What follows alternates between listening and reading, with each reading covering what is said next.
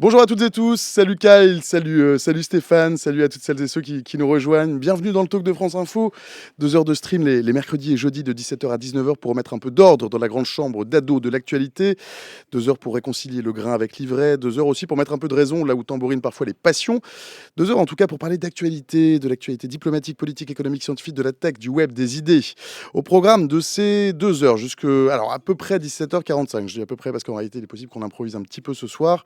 Donc jusqu'à à peu près 17h45, l'audition du Premier ministre François Bayrou devant la commission d'enquête parlementaire sur l'affaire Betaram. Le Premier ministre qui est entendu sous serment sur les violences commises dans cet établissement catholique où ses enfants étaient scolarisés. On va ensuite prendre un petit temps, donc ça sera peut-être vers 17h50 pour décrypter l'interview hier soir sur TF1 d'Emmanuel Macron, le président de la République qui a défendu son bilan pendant 3 heures et qui a notamment annoncé qu'il envisageait de consulter les Français via la voie référendaire dans les mois qui viennent. Ce sont les mots du président de la République. Ce sera jusqu'à 18h20, heure à laquelle on va filer au Cachemire, là où l'Inde et le Pakistan ont failli basculer dans la guerre. L'Inde et le Pakistan qui sont deux puissances nucléaires. Pour l'heure et pour l'instant, il n'est jamais que 17h03, passé de 56 secondes. À Paris, et certainement à peu près la même heure, au 126 rue de l'Université, dans le 7e arrondissement de Paris, à l'Assemblée nationale, où François Bayrou est en ce moment en face d'une commission d'enquête parlementaire. Le Premier ministre est accusé de mensonge dans l'affaire Betaram, dans laquelle il est empêtré depuis 3 mois, et au terme de laquelle il pourrait perdre quelques plumes.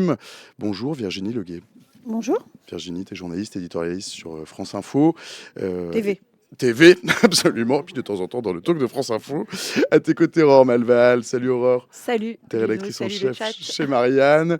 Et Émilie Zapalski. Salut Émilie. Bonjour. Content de te revoir. Bonjour à tous. T'es communicante politique, fondatrice de l'agence de communication Émilie Conseil. L'audition de François Bayrou ne va pas tarder à commencer. À quoi il faut s'attendre, par qui le Premier ministre est auditionné et comment ça va se dérouler. Virginie. Eh bien là, on la voit, je pense, c'est la présidente de la commission qui fait le propos introductif. Ensuite, François Bayrou sera interrogé par les deux rapporteurs que sont Violette Spilbou et Paul Vannier. Violette Spilbou qui appartient à la mouvance macroniste et Paul Vannier à LFI. Et François Bayrou répondra aux deux rapporteurs et ça sera peut-être la partie la plus difficile pour lui parce que les questions seront précises. Je rappelle que la commission d'enquête a déjà auditionné des tas de témoins qui ont dit, pour certains, que François Bayrou avait été dûment prévenu, dûment averti, que lui-même s'était entretenu avec Christian Miron, l'ancien juge d'instruction. Donc tout ça a été dit, donc tout le monde l'a parfaitement entendu. Et François Bayrou, qui a toujours nié être au courant de quoi que ce soit, devra s'en expliquer. Et ensuite, les différents membres de la commission pourront poser des questions à François Bayrou. Le tout pourrait durer 2h30 à 3h. Je crois que Virginie a très bien résumé ce qui allait se passer. Enfin, ce qui allait se passer, on ne sait pas. Ça peut durer effectivement assez longtemps. En fait, par rapport aux enjeux, je pense de cette audition, c'est une audition qui est très attendue parce qu'effectivement, depuis le début de cette affaire, lorsque François Bayrou a été interrogé une première fois, d'ailleurs, la toute première fois dans l'hémicycle, on sait que François Bayrou, à ce moment-là, n'a pas dit la vérité. C'est un euphémisme, c'est-à-dire qu'il a dit « je n'ai jamais été au courant de violences de quelque sorte que ce soit, c'est-à-dire ni des violences physiques et ni des violences sexuelles ». Bon, il est apparu par la suite que, évidemment, il avait été au courant. Je vous propose qu'on bascule sur le canal 27, puisque François Bayrou a pris la parole, plutôt prévu en réalité. Cyril, s'il te plaît. C'est faux. J'ai été député jusqu'en 2012. C'est presque 10 ans. Ça mérite aussi que l'on précise les choses. Et je veux simplement dire, auparavant, dans quel état d'esprit, je ne vois pas en quoi ça serait gênant, et je répondrai ensuite à votre question, bien entendu.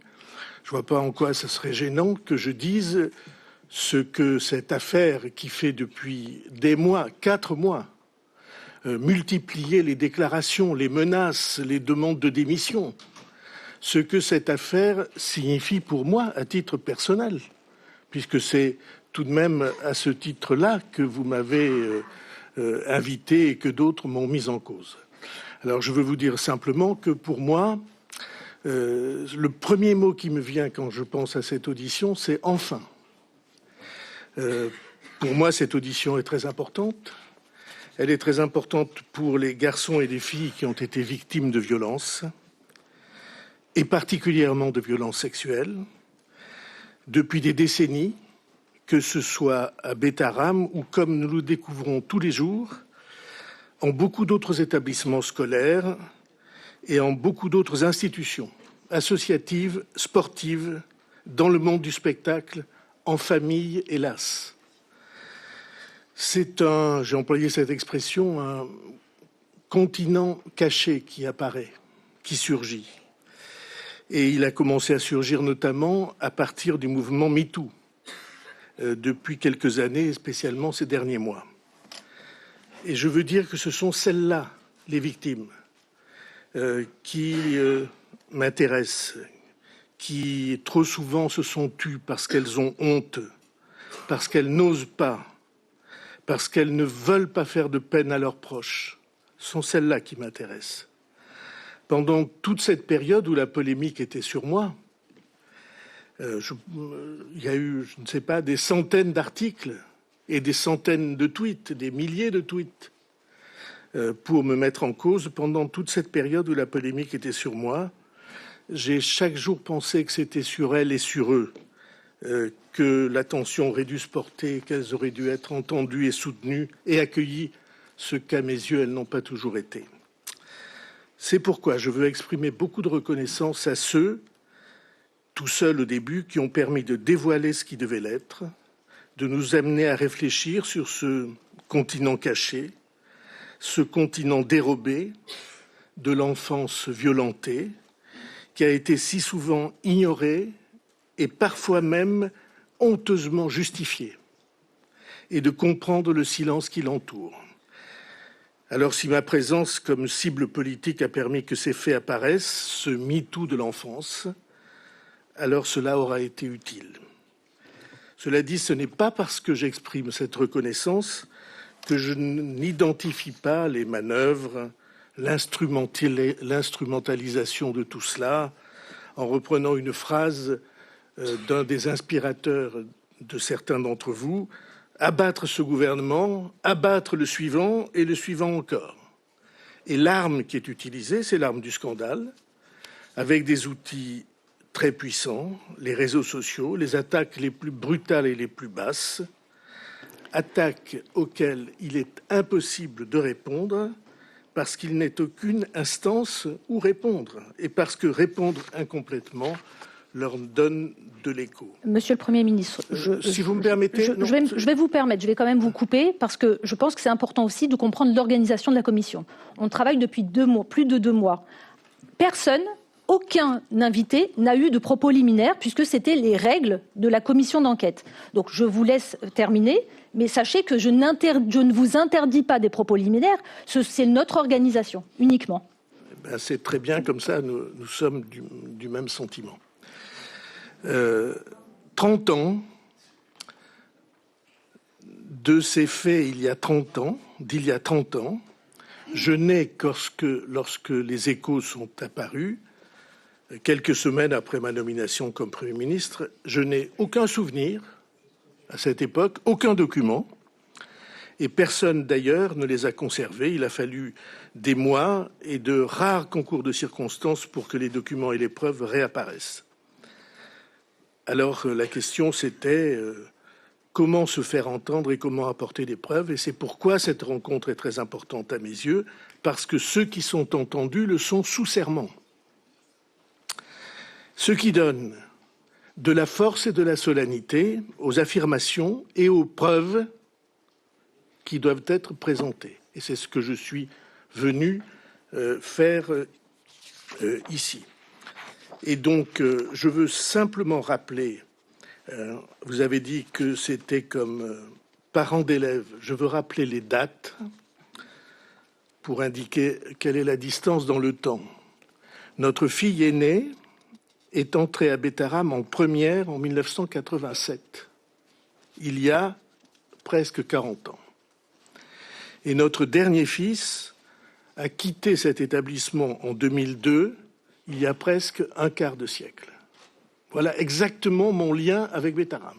D'accord. Alors, deuxièmement, pour qu'on s'entende, je réponds à votre question. Votre audition, c'est l'audition du Premier ministre, du président du Conseil général et et principalement du ministre de l'Éducation. On remet aussi, on contextualise parce que c'est important pour nous. On va vous poser des questions sur cette période, mais parce que vous avez été à l'époque président. J'en serais ravi. D'accord, voilà. J'en serais ravi. Mais permettez-moi de vous dire que mon lien avec Betaram, et la raison pour laquelle je suis là, c'est parce que j'étais parent d'élève il y a 40 ans à Betaram. Vous dites non, permettez-moi d'avoir un jugement différent. Et donc, comme il y a eu beaucoup d'échos au cours de cette période. Vous m'avez demandé si j'avais été membre des organes de direction de Betaram. Jamais. Donc vous n'avez pas été dans le conseil d'administration de l'établissement. Je vais vous répondre. Si vous voulez bien qu'on ne s'interrompe pas, c'est une chose aussi importante, et j'imagine que ceux qui viennent devant cette commission composée avec beaucoup de publicité et devant beaucoup de presse ont le droit de s'exprimer. J'ai lu dans un organe de presse, dans Mediapart, que j'avais été membre du conseil d'administration de Betaram en décembre 1985, comme représentant du conseil régional de l'époque, dont je rappelle qu'il n'était pas élu au suffrage universel. C'était une délégation des conseils départementaux. Et je n'y suis pas resté parce que j'ai été élu député en mars 86, à la proportionnelle. Donc je n'ai jamais siégé, à mon souvenir, jamais siégé au conseil d'administration. Mars 86, je vous rappelle, c'est une élection très, très importante, une élection à la proportionnelle. La campagne a lieu au moment où je suis prétendument désigné comme membre du conseil d'administration. Comme vous savez, toutes les collectivités locales ont des représentants, qui dans les écoles pour les communes, qui dans les collèges pour le conseil départemental et qui dans les lycées pour le conseil régional. C'est à ce titre que j'ai été désigné sans jamais siéger. Je vais aller encore un tout petit peu plus loin. Je n'ai pas souvenir d'être entré dans l'établissement scolaire. Betaram, c'est deux choses.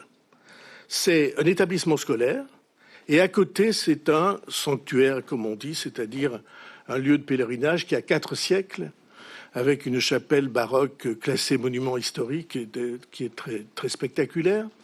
Je ne suis jamais entré comme parent d'élève à Betaram. J'ai été un parent d'élève moins assidu qu'il n'aurait sans doute fallu. Je suis entré à Betaram, paraît-il, d'après ce qui a été publié, pour inaugurer un gymnase. J'ai approché Betaram pour inaugurer le toit de la chapelle qui avait été réparé avec des crédits de l'État, parce que c'est un monument tout à fait exceptionnel. Et j'y suis entré, paraît-il, mais j'en ai pas de souvenir, parce qu'il y a eu une inondation dans les années 90, et donc j'y suis allé à cette époque. Peut-être ma mémoire me trahit-elle, mais pas beaucoup. Et donc voilà exactement la réponse à votre question. Je vous remercie. Donc, comme vous répondez de façon un peu longue, donc si j'ai bien compris, vous avez été désigné membre, mais vous n'avez pas siégé au conseil d'administration de Betaram. Voilà, très bien. Je laisse maintenant la parole au rapporteur, donc Monsieur Vannier. Allez-y.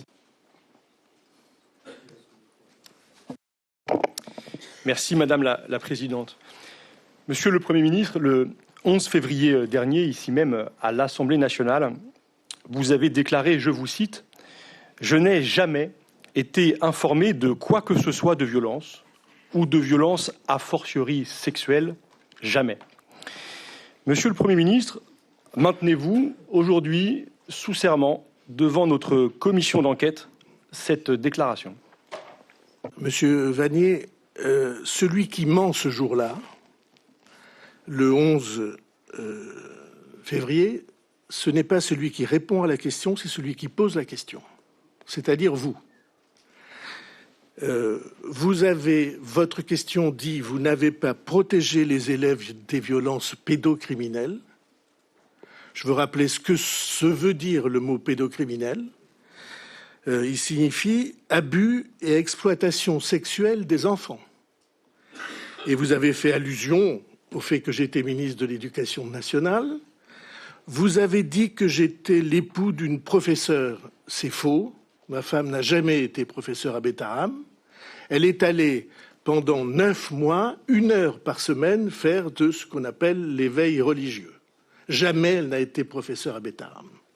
C'était le contraire de ce que vous avez annoncé. Vous dites, vous avez été saisi à de nombreuses reprises. C'est faux. Je n'ai pas été saisi. Il y a eu 25 ans de silence absolu et tout ce que je savais, je l'ai su par la presse. Je vais en apporter la démonstration. Et enfin, vous avez choisi l'omerta pendant 30 ans. Ceux qui ont choisi l'omerta, c'est ceux qui savaient et n'ont rien dit. Et donc, je maintiens l'affirmation qui est la mienne. Je n'ai eu pas d'autre information. Comme ministre de l'Éducation nationale, je vais en parler puisque j'avais demandé un rapport d'inspection, que par la presse, et je n'ai bénéficié d'aucune information privilégiée.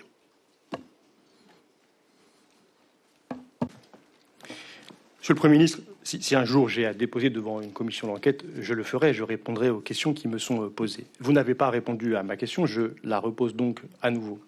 Vous avez déclaré « Je n'ai jamais été informé de quoi que ce soit de violence ou de violence a fortiori sexuelle. Jamais, vous l'avez fait devant la représentation nationale. » Est-ce que vous maintenez sous serment cette déclaration?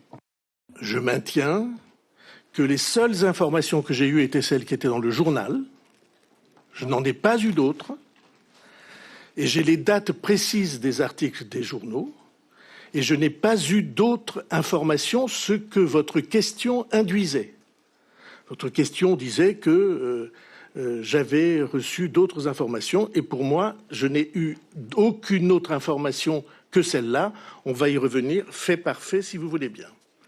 Au-delà...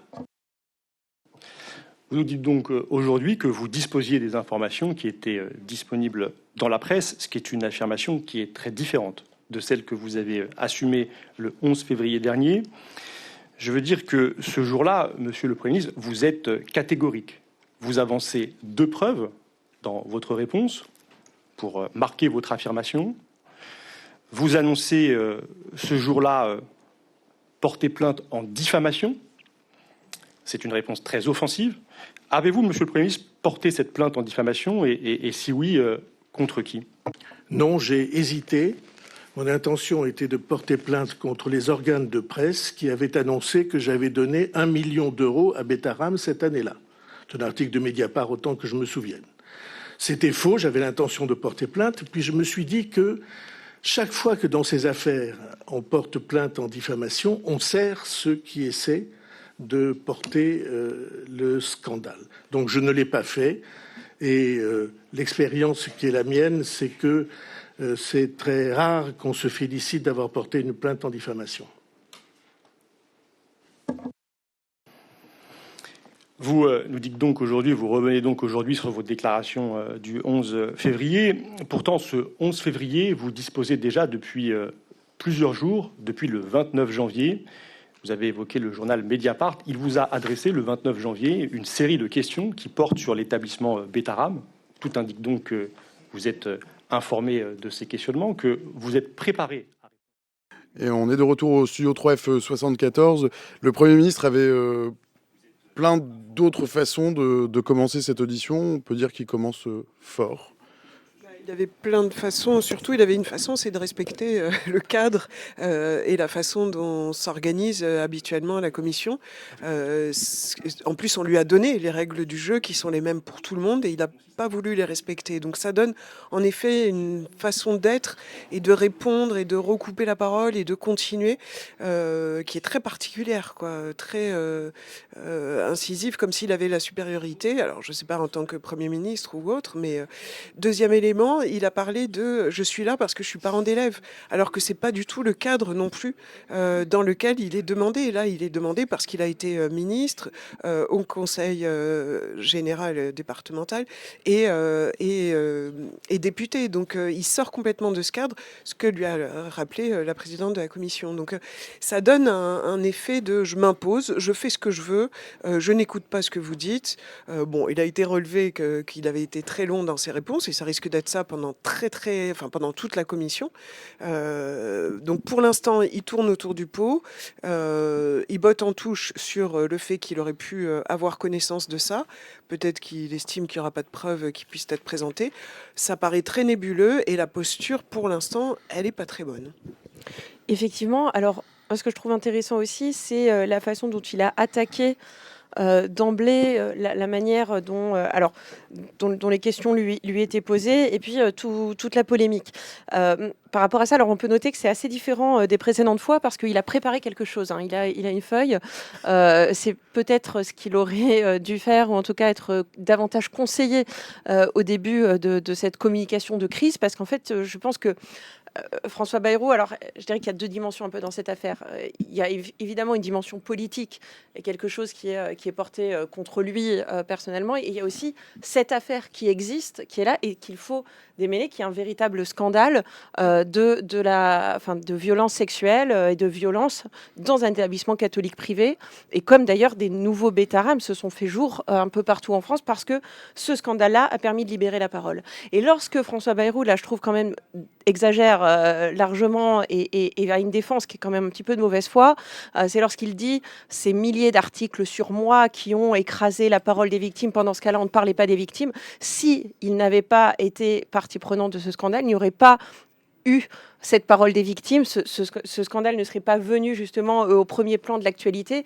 Donc c'est aussi parce que effectivement il y avait ces implications politiques que c'est devenu une affaire politique qu'il y a pu avoir aussi que ça a pris cette ampleur et qu'on a écouté les victimes. Je pense que s'il n'y avait pas effectivement une dimension un peu politique, eh bien, on aurait mis ça sous le tapis, comme d'ailleurs ça avait été mis sous le tapis pendant des dizaines d'années, parce que cette affaire, on l'a dit, enfin, elle était dans la presse avant. Il y a eu des articles de presse locale et même d'ailleurs, je crois, nationale quand même ces dernières années, sans aucun écho par rapport à ce qui est passé aujourd'hui. Donc ça a aussi contribué à une libération de la parole. Donc on n'a pas oublié les victimes parce qu'on a parlé de François Bayrou.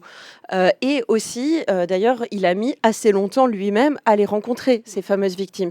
On se souvient quand même, il s'est passé plus d'une semaine, je crois, sans dire de bêtises, même peut-être 10 jours, entre justement cette première question et le moment où François Bayrou a rencontré les victimes. Victimes qui, par ailleurs, ont toujours été très magnanimes avec lui, n'en font pas justement une affaire politique, ni de dire qu'il aurait étouffé ce scandale, etc. Après, on reviendra peut-être sur les implications précises. Virginie.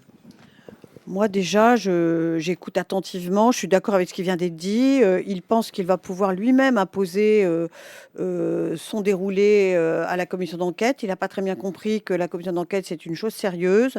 Alors il l'a dit, mais comme en passant qu'on parle sous serment, mais ça vaut pour lui, ça vaut pour tous ceux qui se sont exprimés avant lui, mais ça vaut pour lui.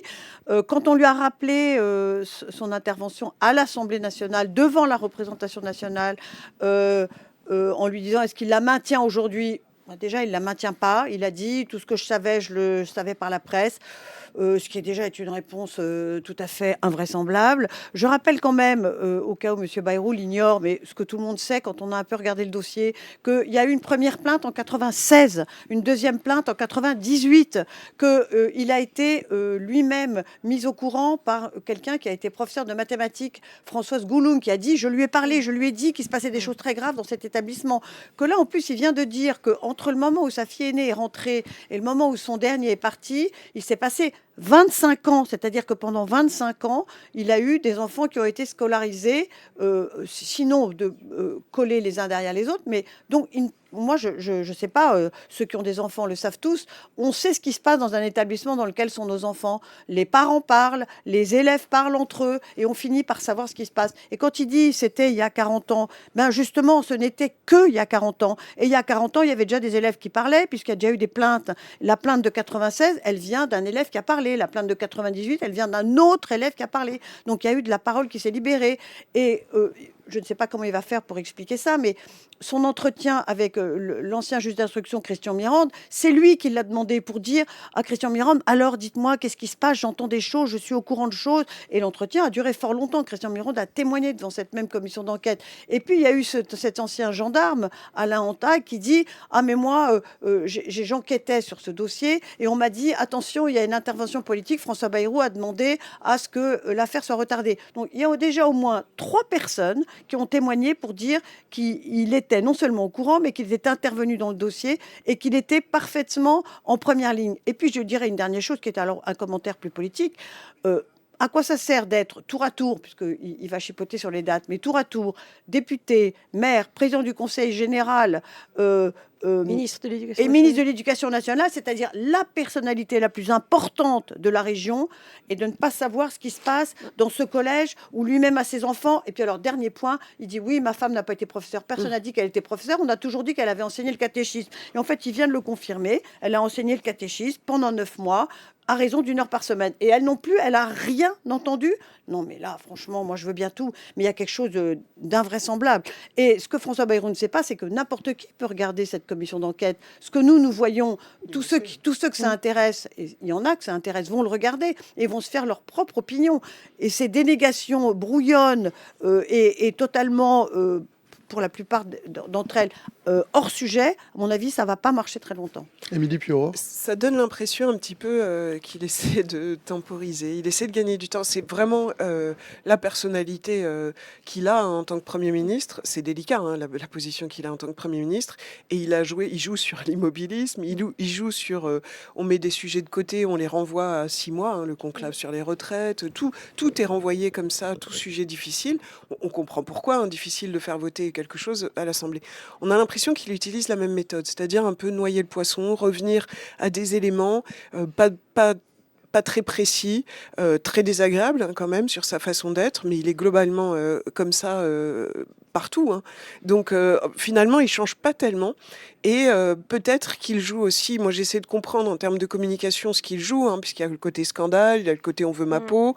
C'est pas très lisible quand même. C'est pas très lisible, mais j'ai l'impression, oui, plutôt qu'il essaie de gagner du temps et de garder cette posture droite, en gros, pour donner l'impression qu'il n'est pas du tout coupable. Pour moi, c'est ça, c'est d'essayer d'imaginer quelque chose, de dessiner quelque chose dans ce sens.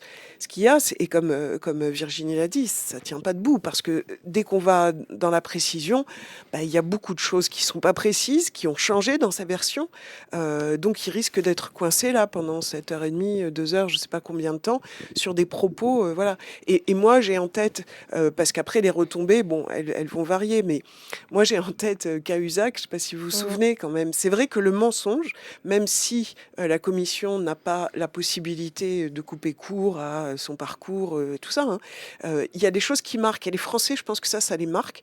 Le fait que Cahuzac, par exemple, s'était accroché au micro de l'Assemblée et avait dit je n'ai pas de compte offshore, et qu'il l'avait répété d'ailleurs aux 20h, un peu tremblant d'ailleurs aussi et s'accrochant à son micro, ça avait beaucoup marqué les esprits parce qu'on avait appris donc quelques mois après que c'était complètement faux. Et quand il a voulu revenir il y a quelques mois dans la vie politique, les Français ne lui ont pas pardonné. Donc quelque part il y avait eu une sanction hein, puisqu'elle avait duré, mais il avait été renvoyé de son poste de ministre, il avait dû démissionner, mais il y a cette sanction électorale des Français et je pense que le mensonge, ça peut vraiment faire mal. Sans parler de la sanction judiciaire. Bien sûr. Voilà, bon, on n'a pas écouté ce qu'il était, ce à quoi il était en train de répondre. On va retourner un petit peu après à la commission. Moi, je voulais juste revenir sur un aspect qui m'avait déjà marqué dans l'enquête de Mediapart et puis lorsque c'était sorti. L'enquête, justement, qui est diligentée par le rectorat lorsque François Bayrou est ministre de l'Éducation nationale.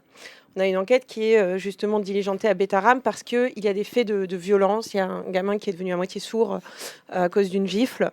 Et on a un surveillant général qui est visé par à la fois donc cette enquête. Alors je ne sais pas si le mot est enquête administrative. Je crois que c'était l'étape d'avant. Il aurait fallu, selon toute vraisemblance, lancer une enquête administrative derrière parce que il y avait des choses qui pouvaient apparaître comme des manquements, et en fait, tout a été glissé sous le tapis. Et ce surveillant général a été quand même condamné par la justice après, et donc il a été viré.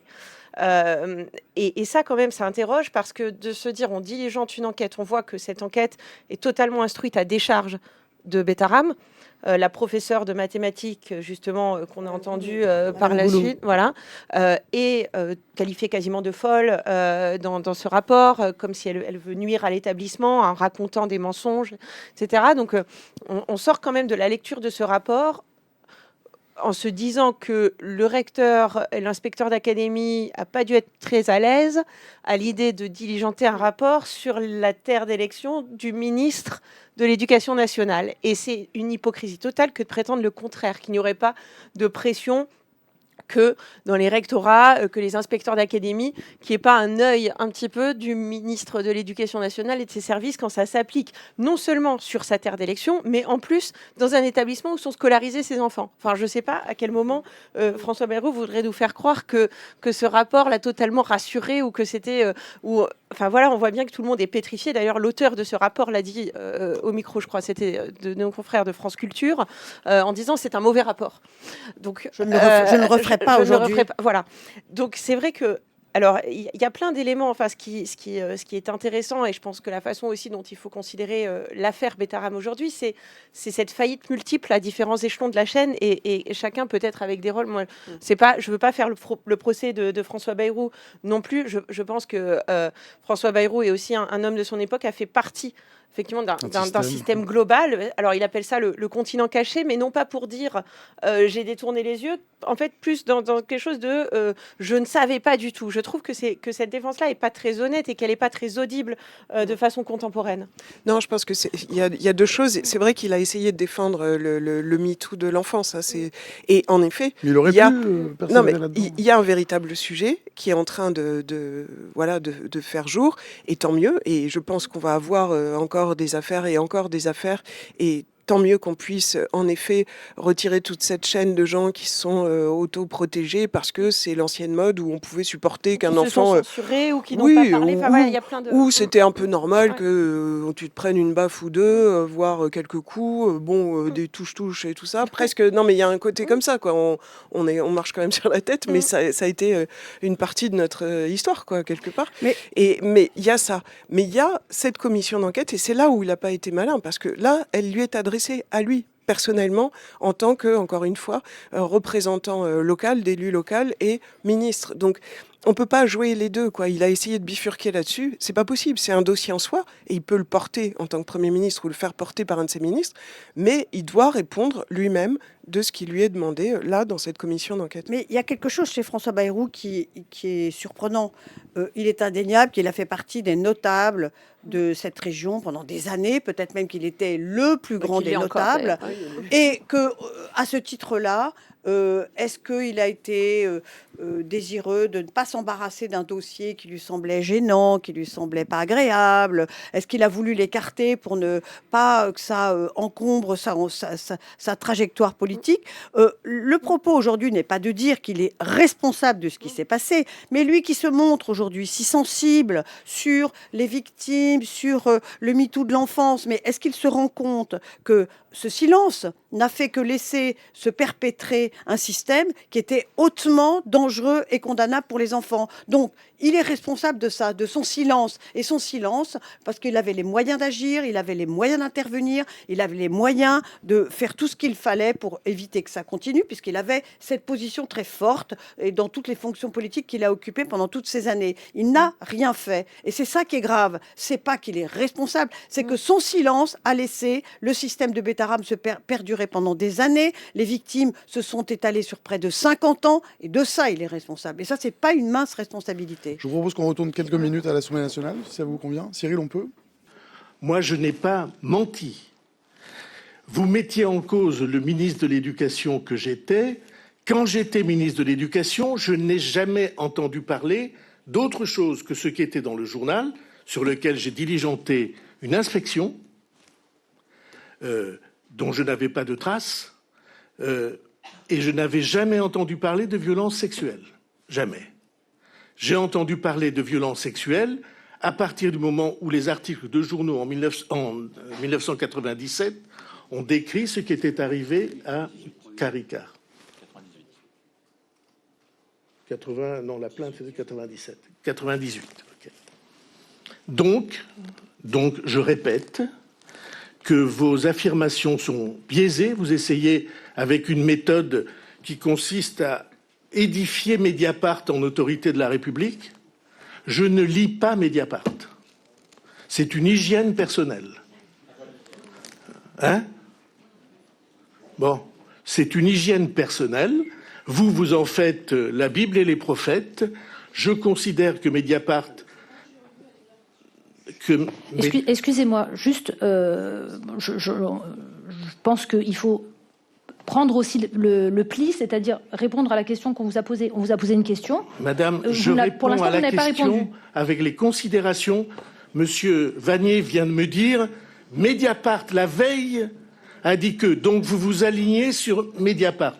Je ne m'aligne sur rien, je ne lis pas Mediapart. Je crois que la question, c'était des médias, dont Le Figaro et Mediapart, ont fait des articles, et la question, c'est vous avez changé votre version selon les différentes parutions. Est-ce qu'il y aurait d'autres, je crois, si j'ai bien compris la question, est-ce qu'il y a d'autres choses que vous avez cachées et qui apparaîtraient là aujourd'hui? Voilà. Je n'ai rien caché, madame, et je vous demande d'adopter une formulation qui respecte ce que vous convoquez devant cette commission. Je regrette infiniment. Et je continue. Ça n'est pas la presse qui commande ce que je dis, peut-être vous, mais pas moi. Le Figaro a publié quelque chose qui est extrêmement précieux, que je n'avais pas, sur lequel je n'avais aucun souvenir. Je vais vous expliquer comment les souvenirs me sont revenus. Qui était le rapport d'inspection que j'avais demandé. Et j'affirme que ce rapport d'inspection a été pour moi une bouffée de sérénité parce que j'en avais oublié absolument les termes. Qu'est-ce qui a motivé le fait que je me suis souvenu de ce rapport ? Je vais vous le dire, mais encore une fois, quand une affaire comme ça sort, et que vous n'en avez aucun souvenir, parce que la mémoire de personne ne va jusqu'à 40 années, de manière certaine, eh bien, vous n'avez pas de documents, je n'avais pas de notes. J'ai demandé au ministère de l'Éducation nationale s'ils avaient conservé des documents. On m'a répondu que non, qu'il n'y en avait pas. J'étais donc absolument dépourvu. Je n'avais qu'un fil d'Ariane. Et ce fil d'Ariane, c'était la phrase que le 5 mai, j'avais déclaré, qui a été publiée dans le journal. On inaugurait le toit de la chapelle que j'ai indiqué, et j'ai répondu: tout ce que le ministère de l'Éducation nationale devait vérifier a été vérifié.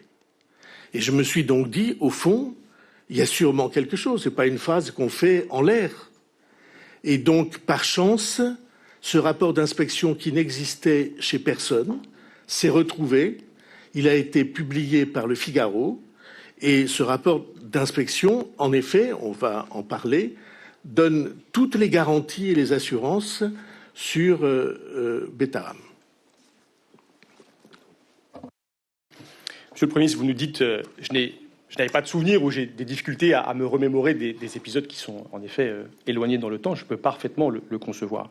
Vous auriez d'ailleurs sans doute pu nous le dire alors que vous étiez interrogé sur cette affaire Betaram, nous dire écoutez, je n'ai pas tous les éléments, je vais peut-être les chercher. Vous avez fait un choix très différent, celui d'affirmer catégoriquement, avec une très grande fermeté, votre ignorance complète de l'ensemble des faits de violence à Betaram.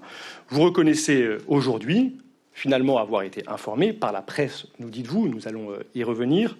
Je voudrais avancer dans le questionnement, et vous avez évoqué ce rapport d'inspection en 1996, puisque dès lors que vous étiez informé, et vous nous le dites maintenant, se pose la question de savoir ce que vous avez fait de ces informations relatives à des violences physiques, sexuelles, sur des élèves de l'établissement Betaram. Vous avez donc engagé un rapport d'inspection de l'établissement en 1996. Mais je voudrais revenir toujours sur la chronologie, Monsieur le Premier ministre, sur les faits de la chronologie.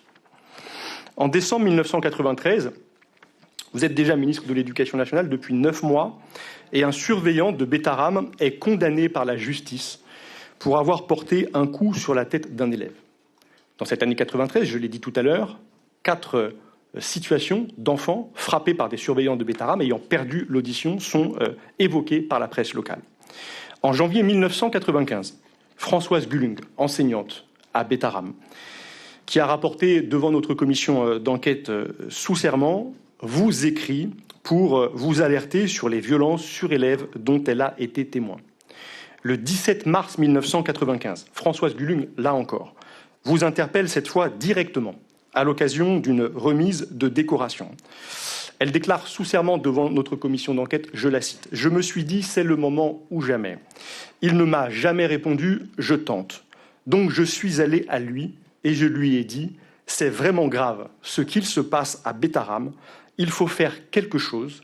Et il m'a répondu, on exagère. » Monsieur le Premier ministre, pourquoi, dans ces années 90, vous êtes à la tête du ministère de l'Éducation nationale? Pourquoi ne traitez-vous aucune de ces alertes, celles qui sont présentes dans la presse en 93, cette décision judiciaire en décembre 93, ce courrier en janvier 95, cette interpellation directe en mars 95, pourquoi ne traitez-vous aucune de ces alertes avant le mois d'avril 1996, le mois de l'inspection de l'établissement Betaram?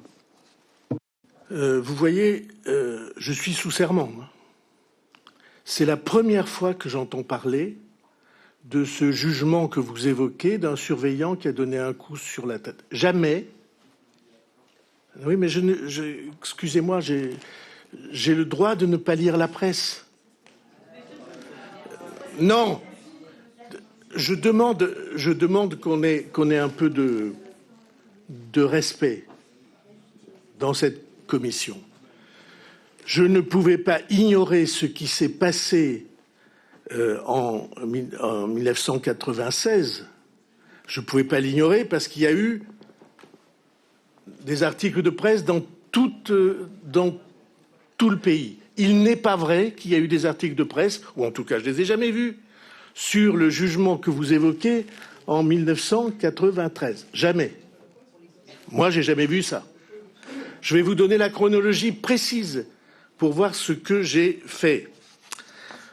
La plainte est déposée le 11 décembre 1995 sur 2 faits, une gifle qui a donné lieu à une condamnation et ensuite une punition du Perron qui a été classée sans suite par la justice. C'était dans les journaux le 9 avril 1996. Le 9 ou le 10 avril, je demande une inspection de l'établissement. Le 12 avril, l'inspecteur, dont le nom est Latrubès, se rend à Betaram. Il reçoit une vingtaine de personnes. Le 15 avril, il remet son rapport au recteur. Le 16 avril, semble-t-il, parce que la date n'est pas écrite, le 16 avril, le recteur me transmet ce rapport, dont nous lirons ensemble des passages, si vous voulez bien.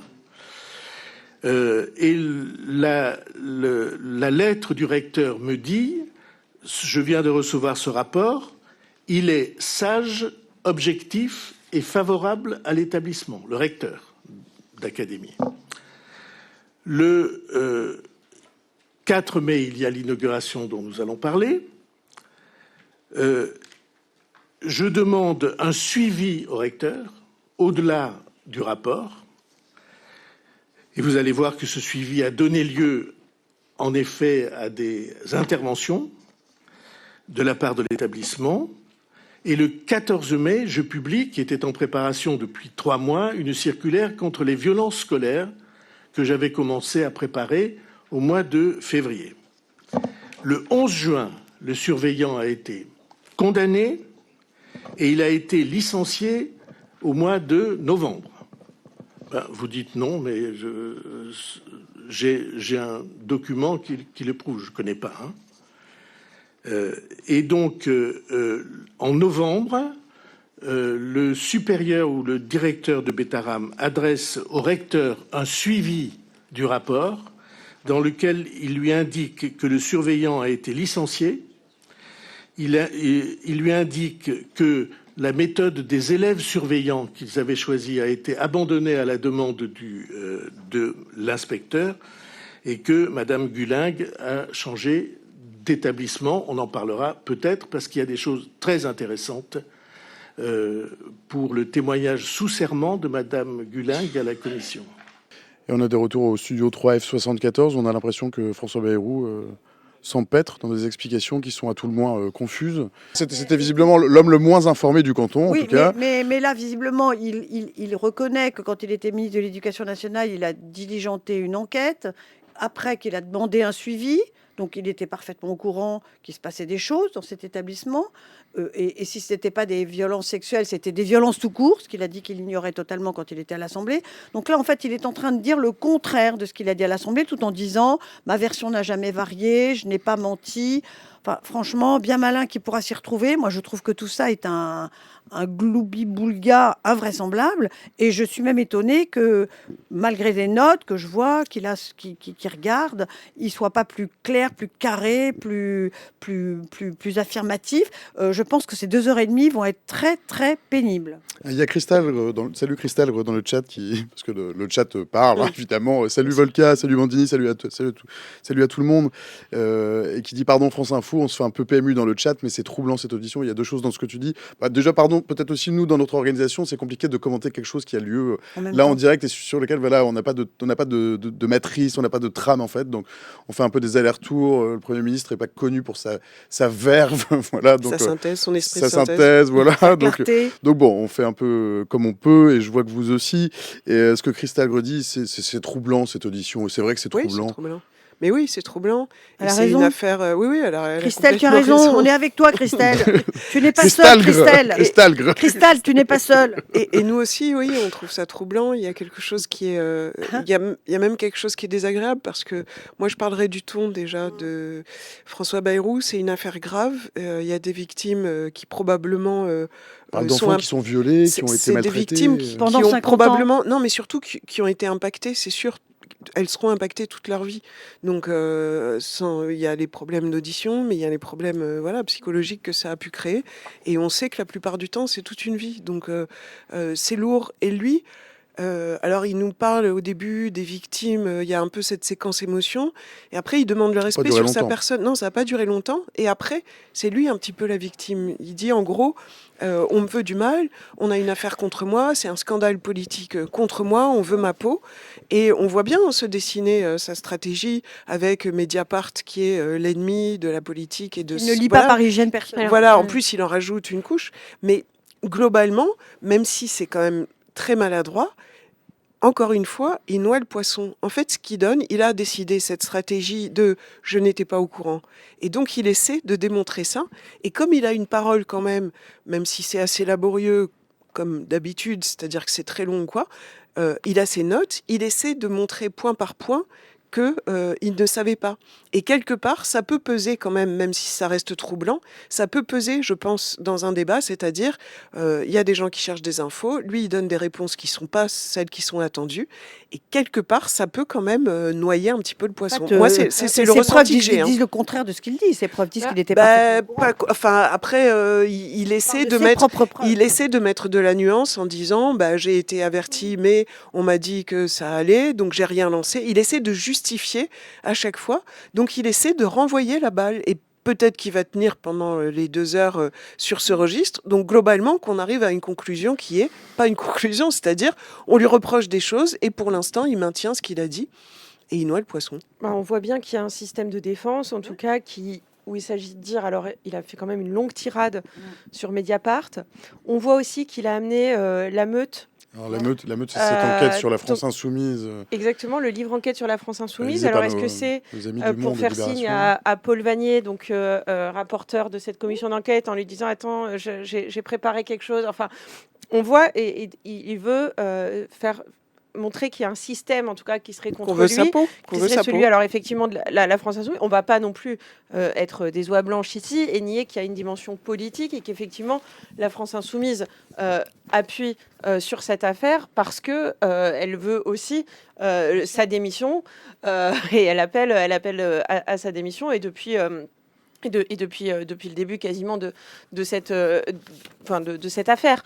On peut aussi s'interroger d'ailleurs sur le fait que cet appel, ou en tout cas le fait qu'on puisse envisager que parce que François Bayrou a menti, parce qu'il est pris quand même dans ce scandale, eh bien le fait qu'il ne fasse pas, qu'il ne se mette pas en recul et que finalement ça va bien à tous les autres partis, parce qu'aucun n'a voulu aussi embrayer effectivement dans une perspective politique. Aucun parti politique n'est non plus naïf.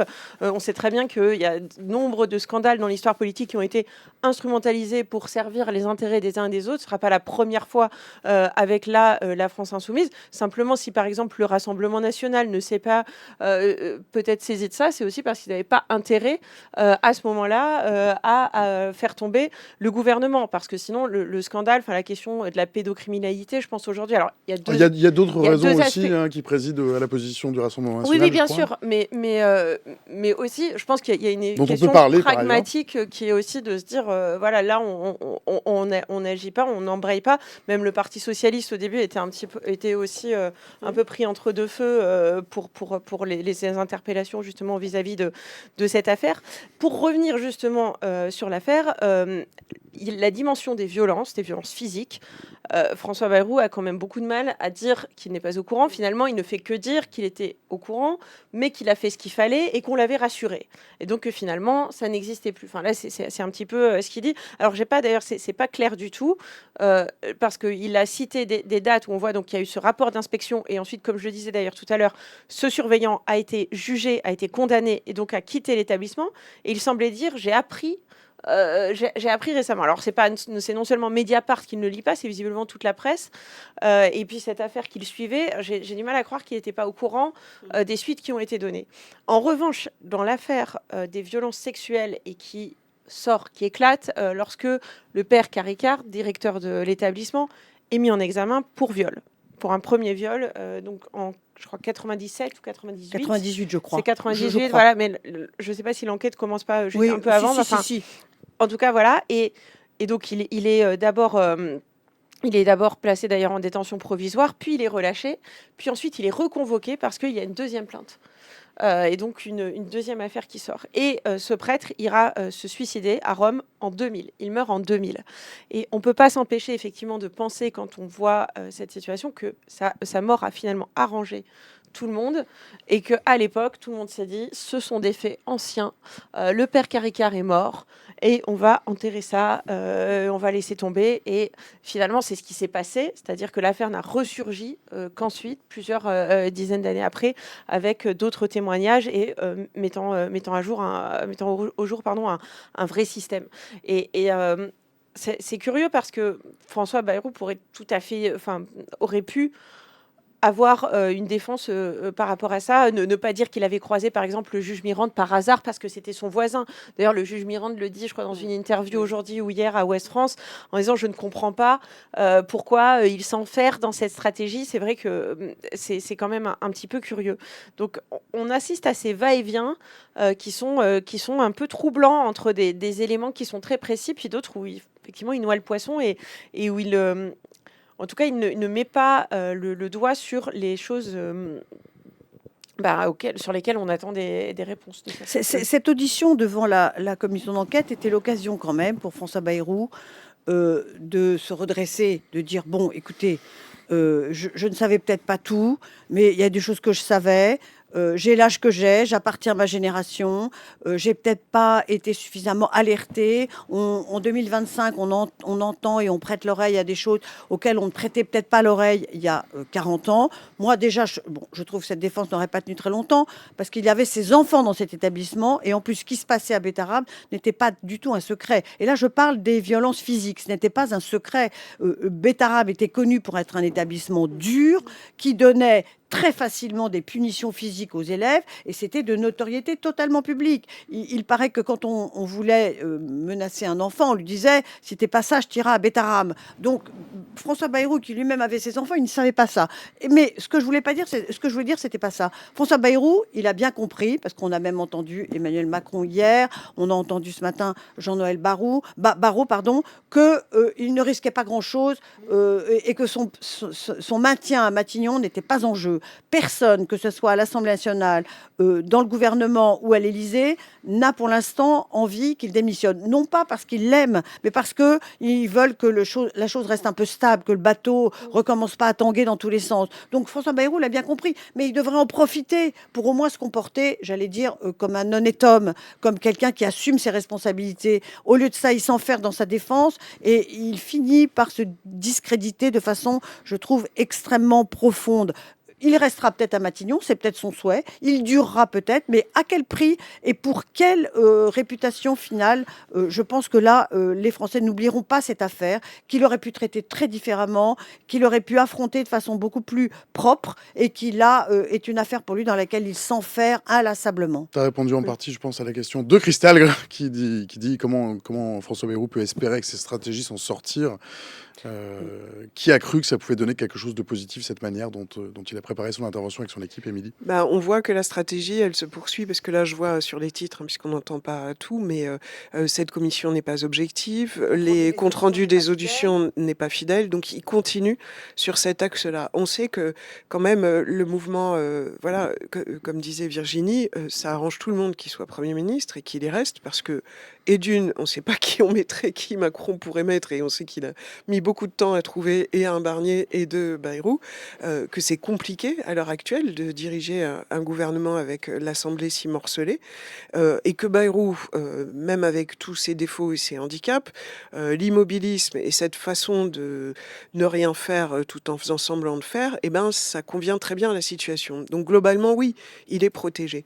Je trouve que cette stratégie, même si elle est exécrable, finalement, elle peut fonctionner pour faire durer les choses et en gros... Mais à quel prix pour lui? À quel prix je suis même... Son intégrité personnelle... Franchement, Émilie, tu penses qu'il ne va pas payer grand-chose finalement? Moi, je pense qu'il ne payera pas grand-chose.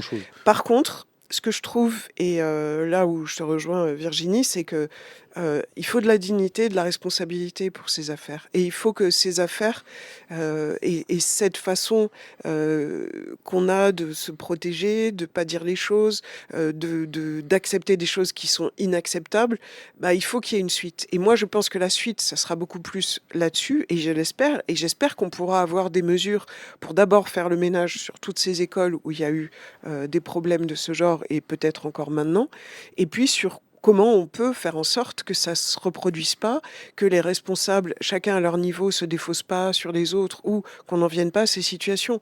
Moi, je pense globalement, oui, sa réputation, mais est-ce que sa réputation, lui, il voulait le Graal, c'était d'être Premier ministre. Bon, il voulait peut-être être président, mais il a déjà Premier ministre, il l'a imposé à Macron. Il va probablement le rester. Oui, il n'aura pas de sanction. Il va sortir en lambeaux. Il va sortir en lambeaux, il est déjà pas très vif, hein, mais non, mais ce que je veux dire, c'est que c'est un homme qui a eu son parcours, qui est content d'être là où il est, qui prend les coups. On le voit bien, il prend les coups, et même plus qu'il prend les coups, il les renvoie en disant respectez-moi. Et il y a un peu de respect pour moi. Donc on voit qu'il est à un autre niveau que ça. Donc moi je crois pas qu'il craigne. Mais par contre sur ces affaires, oui, il faut qu'il y ait des suites. Et d'où l'importance de ces commissions d'enquête qui ont été, on peut parler aussi des violences sexuelles par exemple dans le cinéma. Ça a eu des répercussions énormes. Il faut que ça ait des répercussions énormes. Mesdames, il est 18h01 et il me semble que le Premier ministre a posé les jalons, a donné le là sur ce que va être sa stratégie de défense. Oui, la commission va durer, je pense, encore un petit peu de temps et on ne sera plus dans ce studio pour en parler. Le temps de l'analyse, ça sera peut-être plutôt demain. Est-ce que ça vous va si on va faire un tour à l'Élysée chez TF1 pour débriefer un petit peu l'allocution, j'allais dire, non, c'est pas du tout l'allocution, l'interview allocution d'Emmanuel Macron hier soir. Donc on quitte l'Assemblée nationale, notre Premier ministre, on remonte le temps jusqu'à hier soir, où sur TF1, Emmanuel Macron a donné 3 heures d'interview. Est-ce que c'était une interview? Je ne sais pas bien. En tout cas, moi, ce que j'ai lu, c'est que le Parisien a titré un sentiment d'impuissance, qui évoque un long exercice de défense de ses 8 ans à l'Élysée, l'Élysée sans ouvrir de perspectives réelles pour la fin de son mandat, le pouvoir désarmé, ce qu'on pouvait lire dans le Figaro, et un président en défense qui écrit Libé. C'était peut-être un peu tout ça, certainement. Vous avez vu le président hier? Oui, j'ai un peu J'ai décroché. vu les 3 heures. Quand même, hein. J'ai un peu C'était décroché parce que c'était quand même un peu laborieux. ouais. Et j'ai remarqué d'ailleurs qu'on parlait des jeunes juste en fin. Bon, ça c'est habituel. Hein. On parle des jeunes où vraiment c'était 23 heures. Un peu des jeunes, un petit peu d'écologie. Oh puis... voilà, mais ça c'est les sujets un peu annexes. Hein, voilà. Si on n'a pas de temps, éventuellement, on vire ça. C'est sympa. Mais moi, je me suis demandé pourquoi. Alors, je sais pourquoi il le fait et pourquoi il veut revenir sur la scène intérieure. Il a eu son moment international. on peut se poser la question, cependant. Hein. Il y était bien sur la scène internationale, finalement. Il était pas mal, même si il bluffe un peu, parce que quand même, souvent, il affirme des choses qui sont pas tout à fait la réalité, et que, par exemple, sur l'Ukraine, c'est quand même plus Poutine, Trump et Zelensky qui ont la marge, et un petit peu les Européens qui sont revenus au devant de la scène, mais pas beaucoup. Il a voulu revenir sur l'intérieur, mais moi je me suis dit, pourquoi s'imposer 3 heures où on va remettre en question son bilan, où il a quasiment rien à apporter, hein, parce qu'à chaque fois qu'on lui demandait, mais pourquoi ça s'est pas fait, il a constaté les mêmes choses, mais en gros, constat d'impuissance, comme dit le Parisien, et pour des annonces qui sont quand même très très limitées, parce qu'à la limite, il y aurait eu quelque chose, mais en plus c'était laborieux, c'était poussif, c'est-à-dire que le journaliste a été obligé de lui dire « Alors, vous allez faire un référendum sur ça ?» Non, alors pas sur ça. Donc, vous allez faire un référendum sur ça? Non, c'était vraiment très très particulier comme façon de ne pas annoncer les choses ou d'y aller tout doucement sur éventuellement. Donc, moi, l'info, c'est ça. Un référendum sur la fin de vie si le débat patauge à l'Assemblée, c'est ça, au Parlement. Et sur les écrans aussi.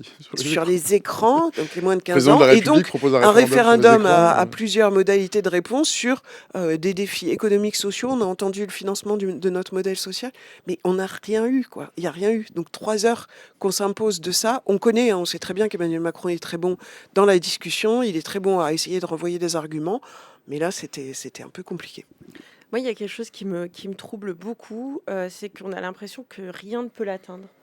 Enfin, on a l'impression quand même d'un président qui répète un peu les mêmes choses aussi comme un mantra, énormément dans son discours, même de « il faut », de « on doit », de « notre travail », etc.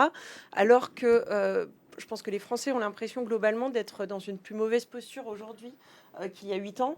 Et on a tout d'un coup un président un peu hors sol qui joue un peu au prestigitateur, qui ressort un peu des mêmes ficelles, comme s'il avait encore la main sur tout un tas de choses sur lesquelles il ne l'a plus. C'est les derniers soubresauts, hein, pour moi, c'est ça. Hein, c'est les derniers soubresauts. Et vous ne l'avez pas trouvé un peu éteint, un peu essoufflé? Moi, je l'ai trouvé un peu éteint. Moi, je l'ai trouvé beaucoup moins énergique que d'habitude et un petit peu plus sur un constat de bon. Mais je l'ai trouvé quand même, assez, quand même, dans cet imaginaire encore un peu du macronisme.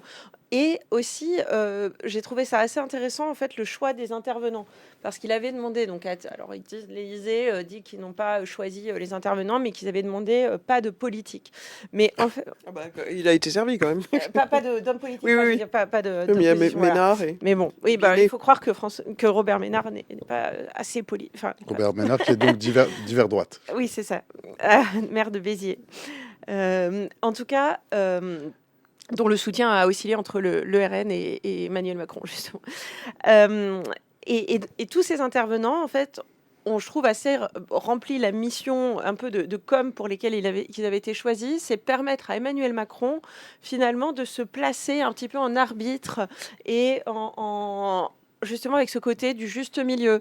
On a par exemple Agnès Verdier-Molinier qui vient parler de la question, justement des questions des comptes de l'État. Évidemment que Emmanuel Macron passe pour quasiment un peu politique de gauche face à elle, parce que la critique justement qui est portée est toute rancière. Je pense qu'il y a pas mal d'économistes et d'experts devant ce plateau qui se sont dit j'aurais bien aimé poser des questions précises justement sur les comptes de l'État et sur la dette. J'ai trouvé que c'était fait quand même d'une façon où pour Emmanuel Macron c'était très simple de rétorquer, très simple de parler de l'action et notamment et de vanter un petit peu son bilan et de dire que voilà le chômage, etc. Enfin, toutes ces questions. D'ailleurs, c'était assez marrant. Je crois qu'à un moment, il y avait la question sur le chômage, le terrorisme. Le chômage et le terrorisme, c'est réglé. C'est des choses qui sont derrière nous. Enfin, quand même une parole assez performative d'Emmanuel Macron. Moi, j'étais très frappée.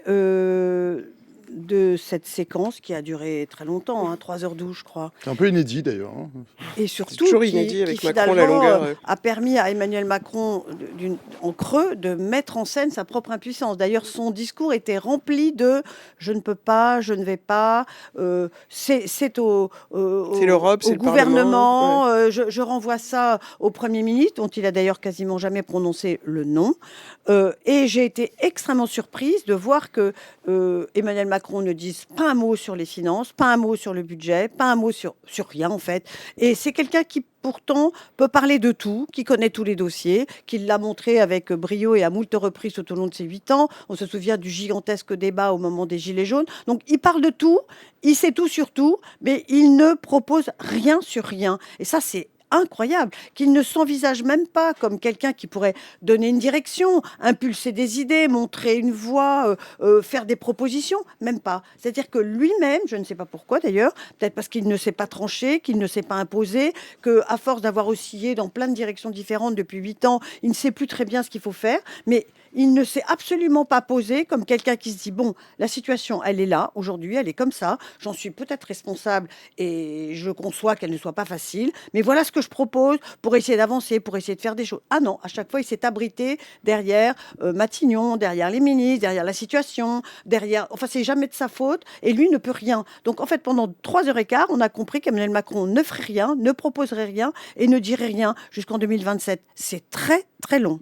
En même temps, il est un peu coincé. Là, c'est un peut- peu compliqué parce que, enfin, il peut faire des propositions. il peut lancer des idées, mais globalement, sa marge de manœuvre dans l'exécution. Il peut montrer une direction, il peut impulser une Oui, voie. Moi, il ce est que pas j'ai non trouvé plus, intéressant, c'est que en fait, les punchlines, elles étaient en face. Moi, j'ai trouvé, et j'ai trouvé notamment qu'il y en a une qui était quand même assez douée sur la punchline, c'est Sophie Binet de la CGT, qui a dit, même moi, j'ai voté pour vous, Monsieur le Président, pour montrer à quel point il a été aussi élu par défaut pour contrer le Rassemblement national, qu'il n'a pas tellement respecté d'ailleurs ce vote, alors que, je ne sais pas si vous vous souvenez, mais au soir de l'élection, il a dit « ce vote m'oblige », mais en fait, il l'a obligé à rien du tout.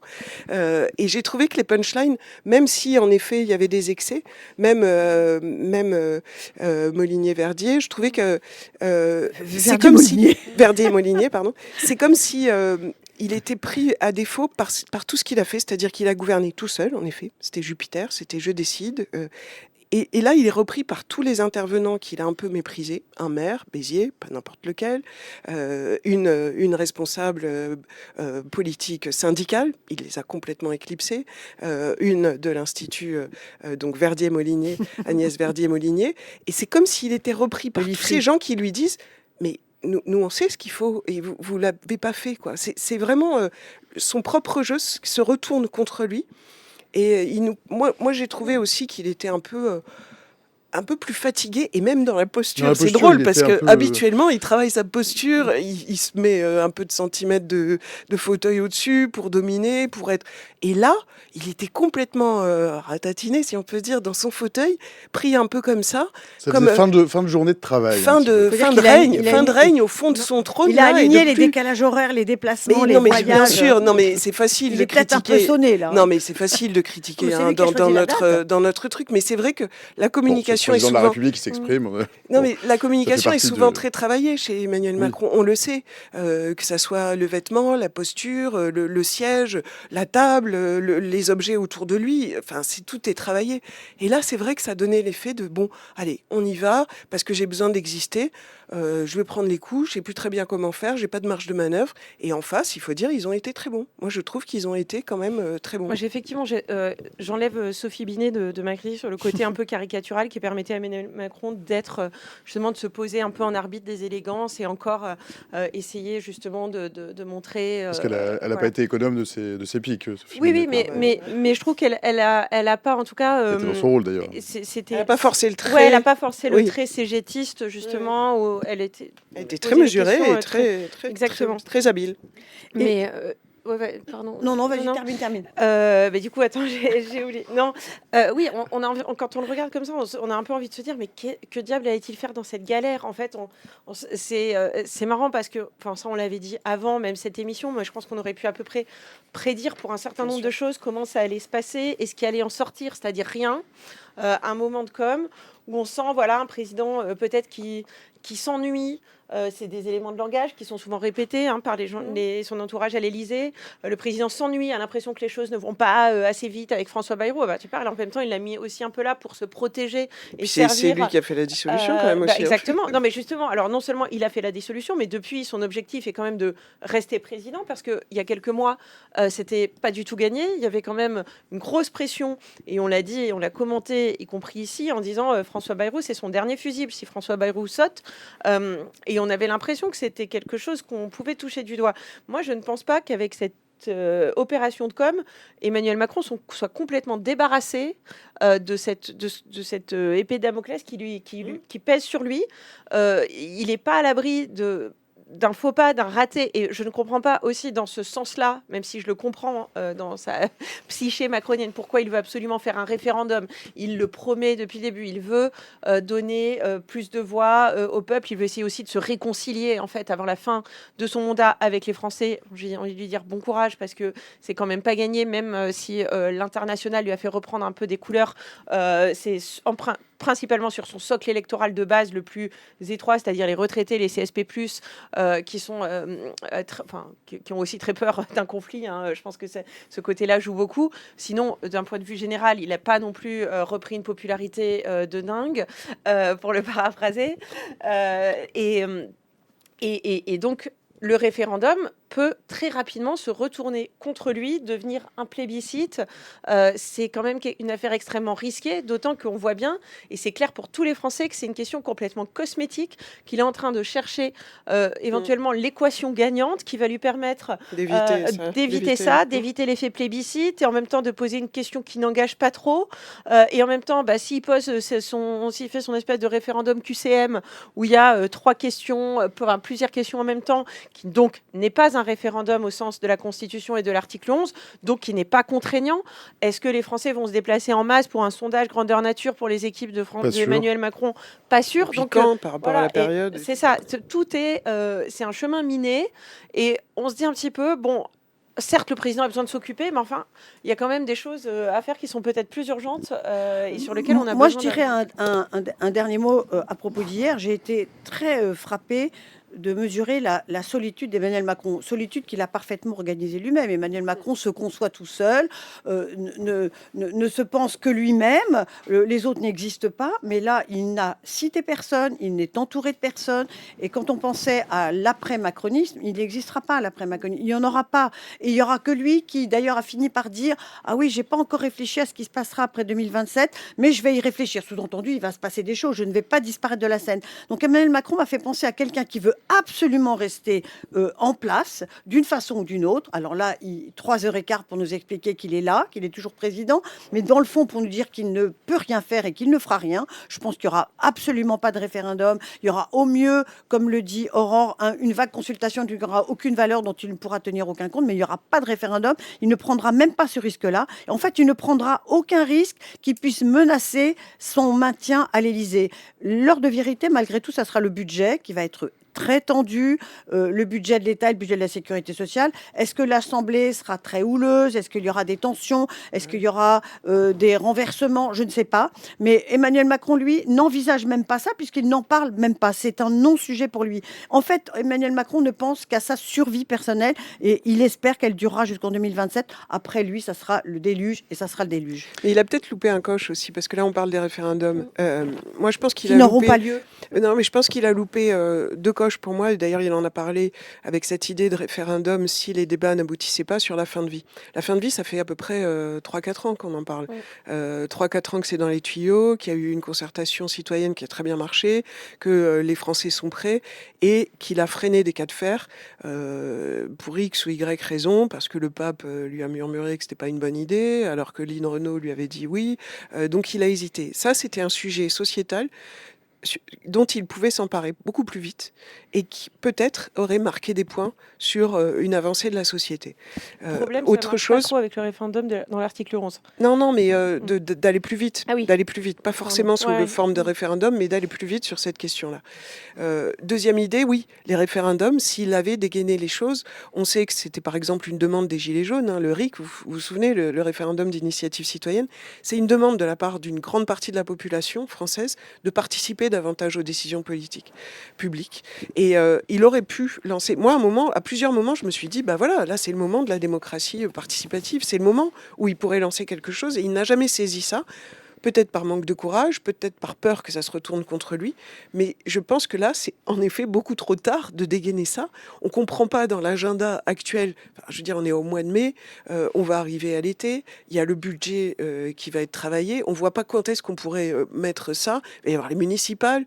Enfin, Il va rien se passer. On va Mais non, il rentrer va en rien se campagne passer. Je suis présidentielle complètement d'accord avec toi. dans moins d'un Mais an. tout à fait. Lui, il sait qu'il Il y a les municipales, pourra après pas les se représenter. présidentielles. Donc il a loupé, il a loupé un coche, et là il essaie de se rattraper aux branches, mais ça À fonctionne propos pas. du tempo, il s'en est trouvé pour dire que bon, voilà, on a eu l'audition du Premier ministre aujourd'hui, l'interview. Non mais On est dans un temps long. non mais pourquoi cette date-là en fait? Pourquoi Emmanuel Macron choisit de s'exprimer pendant 3 heures sur TF1 hier soir? La veille de l'audition. Alors, éventuellement la veille de l'audition de son Premier ministre, et puis même, si on oublie même l'audition du Premier ministre, encore que, en ayant l'esprit un peu large, on peut y voir peut-être quelques malices, j'en sais rien, mais pourquoi là En tout cas, moi, je suis frappée de la similitude entre les deux hommes, qui sont finalement tous les deux maintenant dans un état d'immobilisme. Ils sont englués dans leur poste, dans leur position. Au début, je me suis dit, mais Emmanuel Macron, il nous a habitués à être agiles, il nous a habitués à réagir vite, à trouver des solutions. Bon, il va peut-être sortir quelque chose de son sac à malice. Non seulement il sort rien, mais il ne veut rien sortir. Et là, je trouve qu'il y a une ressemblance qui s'instaure entre les deux hommes. Pourtant, près de 30 ans les séparent. Mais dans le fond, ce qui les intéresse l'un et l'autre, c'est de rester à leur poste. Point barre. Tant pis s'il ne se passe rien, tant pis s'il n'y a aucune réforme, et tant pis si les Français restent sur leur faim. Est-ce qu'il n'a pas voulu juste tirer un trait aussi entre l'international et l'Europe et l'intérieur? Moi, je pense qu'il y a eu une séquence, je ne sais pas si vous avez vu les photos dans le train, voilà, les Européens qui viennent sauver l'Ukraine avec des grands sourires, lui-même pas en treillis, mais en petit sweat sur sa chemise. On arrive à quelle heure? Et il y avait quelque chose de l'ordre d'une force, et peut-être qu'il a voulu tirer un trait de cette séquence qui à mon avis, était favorable pour lui dans son esprit sur l'intérieur, le national. Je sais pas. Mesdames, il est 18h19, je vois que mes deux autres invités patients dans le sas piétinent dans le sas. Merci pour vos lumières pendant cette 7h20. Ça nous laisse peut-être quelques secondes pour le mot de la fin ou le mot de la suite. C'est quand même la tradition. Virginie, le mot de la fin ou le mot de la suite? Eh bien, le mot de la fin, moi, je trouve que nous avons vu deux prestations entre celle d'hier soir et celle d'aujourd'hui qui sont totalement paralysantes. En fait, entre François Bayrou et Emmanuel Macron, c'est effectivement deux générations, mais comme quoi il faut que tout change pour que rien ne change. On était parti avec Emmanuel Macron en 2017 sur En Marche, et là on est plutôt en pause, en stand-by, en temps très très long en fait. 18h20. Merci mesdames, merci infiniment pour vos lumières bienveillantes. Pignot Fou, pardon. Je vous lis dans le chat. En fait, je vous lis beaucoup. J'ai pris zéro de tes questions, effectivement. Je n'ai pas vu en fait tes questions qui ont défilé un peu vite. Je suis navré. Pardon. Il faut les signaler fort vos questions. C'est-à-dire mettez un petit Q de point avec une majuscule et un point d'interrogation à la fin. Sinon, le chat défile un peu vite. J'écoute 3 invités de maintenant. Mais voilà, je vous lis en même temps. L'exercice est parfois un peu complexe. Il est 18h20. Bonjour, bienvenue. N'hésitez pas à vous servir de l'eau. Pardon pour l'accueil un peu abrupt. Pardon pour l'attente dans le sas. Vos verres, il y a des verres propres qui sont plutôt les verres retournés. Bienvenue dans le studio 3F74. Le studio 3F74 est équipé de micros qui sont très directionnels. Il faut vraiment lui parler comme ça, sinon il ne vous entend pas. Si vous lui parlez comme ça, il ne vous entend vraiment pas. Il faut éviter de le prendre là, ça fait des scrunchs. Voilà. Ok. Nous quittons l'Assemblée nationale, on quitte le plateau TF1, le Premier ministre, le Président de la République, on file en Inde, où le Premier ministre indien a promis, dit-il, une réponse ferme à toute nouvelle attaque terroriste, dit-il aussi, 2 jours après le cessez-le-feu qui a mis fin à la plus grave confrontation militaire de son pays avec le Pakistan depuis des décennies. Une crise qui commence après le meurtre de 26 hommes, majoritairement hindous, abattus par des hommes armés sur un site touristique au Cachemire indien. L'Inde promet de répondre en accusant un groupe djihadiste soutenu par Islamabad. Le Pakistan dément tout lien. Les deux puissances nucléaires se retrouvent au seuil d'une nouvelle guerre ouverte, avec ensuite des attaques de drones, des tirs d'artillerie, des frappes de missiles, jusqu'à ce que le président américain Donald Trump annonce à la surprise générale le cessez-le-feu samedi, dès 18h21. On peut dire bonsoir sur France Info. Bonsoir Étienne Marcuse. Bonsoir. Bonsoir Étienne, vous êtes chercheur associé à la Fondation pour la recherche stratégique. Vous êtes spécialiste dans les armements stratégiques et la dissuasion nucléaire. J'ai à peu près tout bon. À vos côtés, en face de moi, Charlotte Thomas. Bonsoir. Bonsoir Charlotte, vous êtes politique spécialiste de l'Inde. Vous collaborez au programme Asie du Sud du collectif de chercheurs Noria. Vous avez commis Pogrom et Ghetto, les musulmans dans l'Inde contemporaine. C'est paru chez Cartala, c'était en 2018, il me semble. C'est ça. Pour ceux qui n'ont rien suivi, qui étaient dans un bunker... et qui n'ont pas suivi l'actualité au Cachemire, comment on en est arrivé là? Les tensions entre les deux pays ne sont pas récentes. Oui, alors, grosse question parce que c'est tout le sujet du truc. Non, on en arrive là, effectivement. En fait, il y a des tensions indo-pakistanaises depuis la création des deux pays, donc en 47, partition de l'Empire britannique, ce qui nous rappelle aussi que le phénomène décolonial n'est jamais pacifique, quand bien même les Britanniques sont longtemps targués d'avoir eu une décolonisation pacifique. C'est pas le cas. La partition de l'Inde et notamment la création du Pakistan, ça entraîne un transfert de population de 15 millions de personnes et 1 million de morts. Et à ce moment-là, en fait, l'ancien territoire princier du Jammu-Cachemire à l'époque, qui est dirigé par un souverain hindou, mais c'est pas le temps qu'il soit hindou, c'est qu'il n'est pas cachemiri, donc il avait été mis en place par les Britanniques. Il est déjà vécu comme un colonisateur avant même l'indépendance parce qu'il est cachemiri, pas strictement hindou. Bref, lui, pour aller très vite, essaye d'être indépendant. On a le temps. Hein. Ouais, mais comme c'est vraiment... après, on va développer parce que depuis les années 90, notamment, c'est bien détérioré. En fait, il est souverain hindou et sa population est musulmane. Il veut être autonome pendant quelques mois, mais en fait, l'État pakistanais envoie des groupes violents armés des zones tribales au Cachemire actuel pour en fait mener la guerre, quoi, et que le Cachemire revienne du côté pakistanais. À ce moment-là, Hari Singh, le nom du Maharaja auquel je faisais allusion, fait appel à l'Inde, donc au Premier ministre, à Nehru. Et Nehru, en l'échange de l'envoi de troupes là-bas pour sauver la vie un peu du souverain quand même, demande le rattachement du Jammu-Cachemire à l'Inde. Et en fait, ça donne lieu à la première guerre indo-pakistanaise. Et le territoire est divisé en 3 parties, ce qu'on oublie, parce qu'il y a une partie chinoise que là je vais évacuer, mais il y a une partie chinoise qui est importante parce que pour la Chine, elle est très stratégique, eu égard à la situation dans les Himalayas. Et ensuite, il est divisé entre une partie pakistanaise, donc qu'on appellera Cachemire administré par le Pakistan du côté indien et du côté pakistanais Azad Cachemire, et une partie indienne, le Jammu et Cachemire, qu'on appellera du côté pakistanais le Cachemire administré par l'Inde. Petite précision, mais quand il y a des frappes militaires dans ces 2 territoires contestés, ce n'est pas considéré comme le territoire national réciproque, puisque c'est un territoire contesté. Voilà pour le dire très vite. Nous sommes face à 2 puissances nucléaires. Et pourtant, ce sont 2 puissances qui se sont fait la guerre et pourraient se faire de nouveau la guerre. Effectivement, alors on va faire des balanciers entre l'histoire, la civilisation et le nucléaire. Vas-y, ouais, c'est ça. Vous êtes le nucléaire, vous êtes la civilisation. Voilà, vous avez le droit de changer vos rôles si vous voulez de temps en temps. C'est rare. Ça donnera lieu à des propos amusants. Voilà. Pardon. Non, en fait, si, oui, du coup, les 2 puissances sont des puissances nucléaires. Alors, font pas partie du groupe des P5, donc parce que les 5 principales puissances nucléaires sont bien sûr États-Unis, Russie, Chine, France et Royaume-Uni. Et l'Inde et le Pakistan sont arrivés beaucoup plus tard dans la course. Mais effectivement, ça ne les a pas empêchés en fait de se faire des conflits, d'entrer en conflit, mais qui sont à chaque fois limités, et notamment par cette crainte d'escalade vers le nucléaire. Donc c'est pour ça qu'en fait, il y a eu donc par exemple en 99 un énorme clash entre les 2 pays qui s'est conclu avec à peu près plus de 1000 morts, il me semble. Là, en 2019, il y a de nouveau eu un conflit, enfin en tout cas des escarmouches. Et cette fois-ci, donc 2025, de nouveau des attaques, mais à chaque fois, en fait, on voit que l'arme nucléaire, il y a souvent ce qu'on appelle du signalement stratégique. Par exemple, en 2019, et cette fois-ci, le Pakistan avait annoncé avoir convoqué la National Control Authority, donc c'est l'organisme qui contrôle les armements nucléaires pakistanais, pour signaler à l'Inde que, attention, je vous rappelle que je suis une puissance nucléaire. Et en fait, là, ils l'ont refait. C'était, je crois, samedi. Juste après, ils ont annoncé que, bon, non, en fait, on ne le convoque pas, mais c'était quand même du signalement pour rappeler régulièrement. Et en fait, ça calme assez vite les esprits. Et ça a aussi un impact sur les pays étrangers.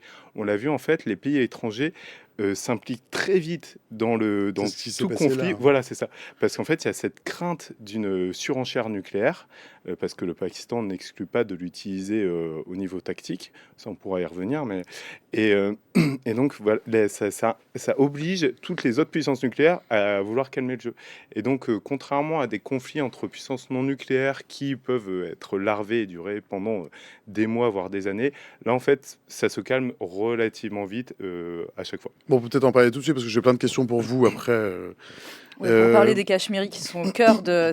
C'est parce que la mais oui, situation mais n'est pas stabilisée Ben non, mais que justement. c'est utilisé par les deux pays.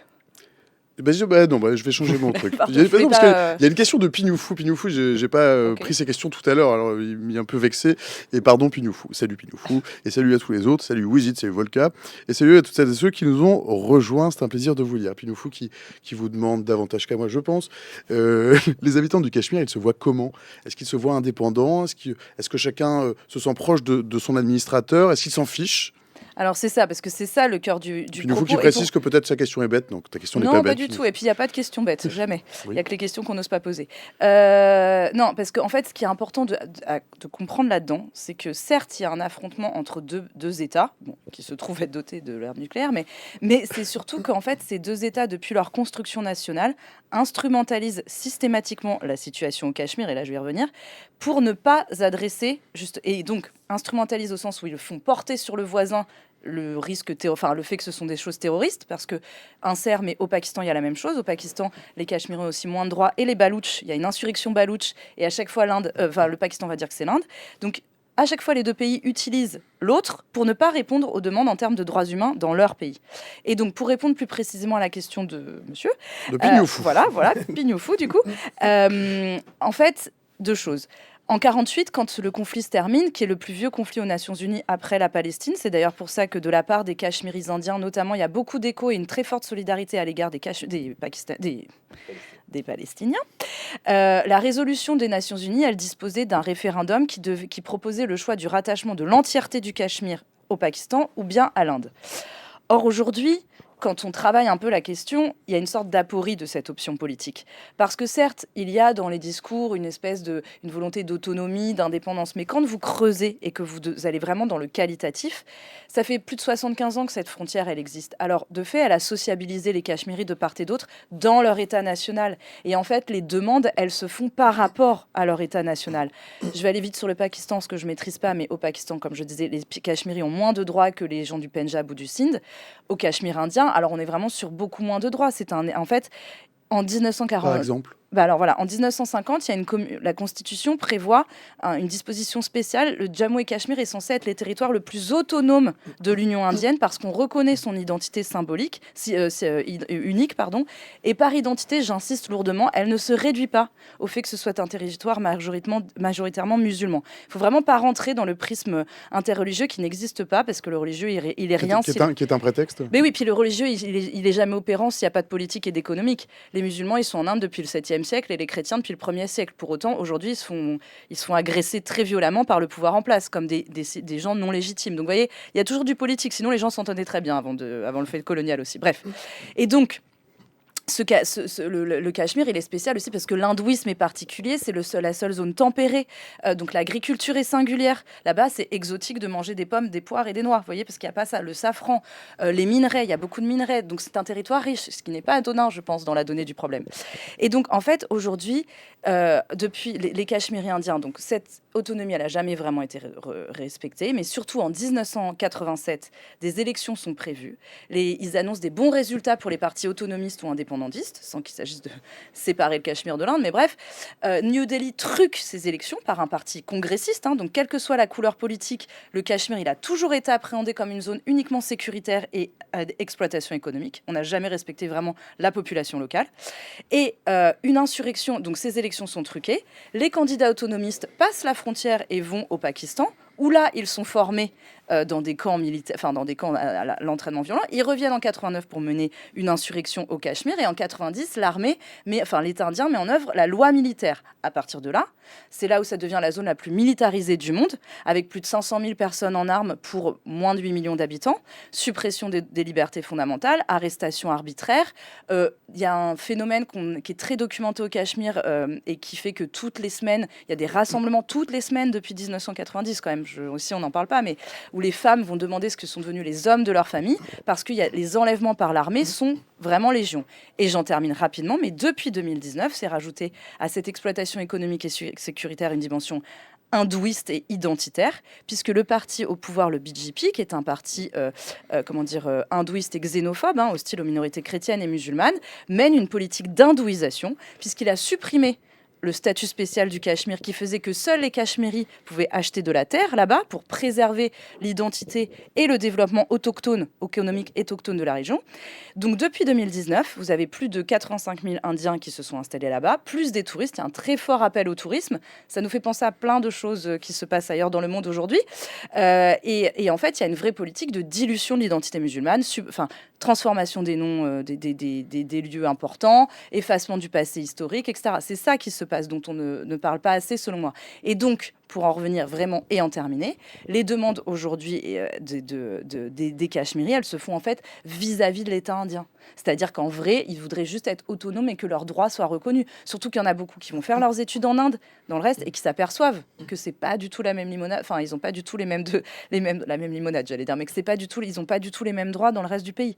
Donc voilà, ça permet de statuer un peu et de comprendre beaucoup mieux l'attentat qui a eu lieu le 22 avril dernier. Alors, deux questions. Donc, est-ce que tout ceci serait un prétexte à ce que les deux pays se fassent la guerre?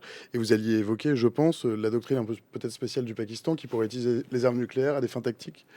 Oui, alors sur ce point spécifique, en fait, la doctrine pakistanaise, en quelque sorte, elle n'est pas sans rappeler la doctrine française durant la guerre froide. En fait, c'est un peu une doctrine de ce qu'on appelle du faible au fort. Le Pakistan est un pays bien moins peuplé que l'Inde, donc il y a un vrai risque, et un pays aussi beaucoup plus restreint en termes de superficie, et donc il y a un vrai risque d'invasion conventionnelle, donc sans utiliser d'armes, voilà, des troupes entrent en territoire pakistanais, et donc en fait c'est même plus que entre, c'est déferle sur le territoire pakistanais, tout comme durant la guerre froide. On craignait que les troupes soviétiques déferlent sur l'Europe et ultimement sur le territoire français.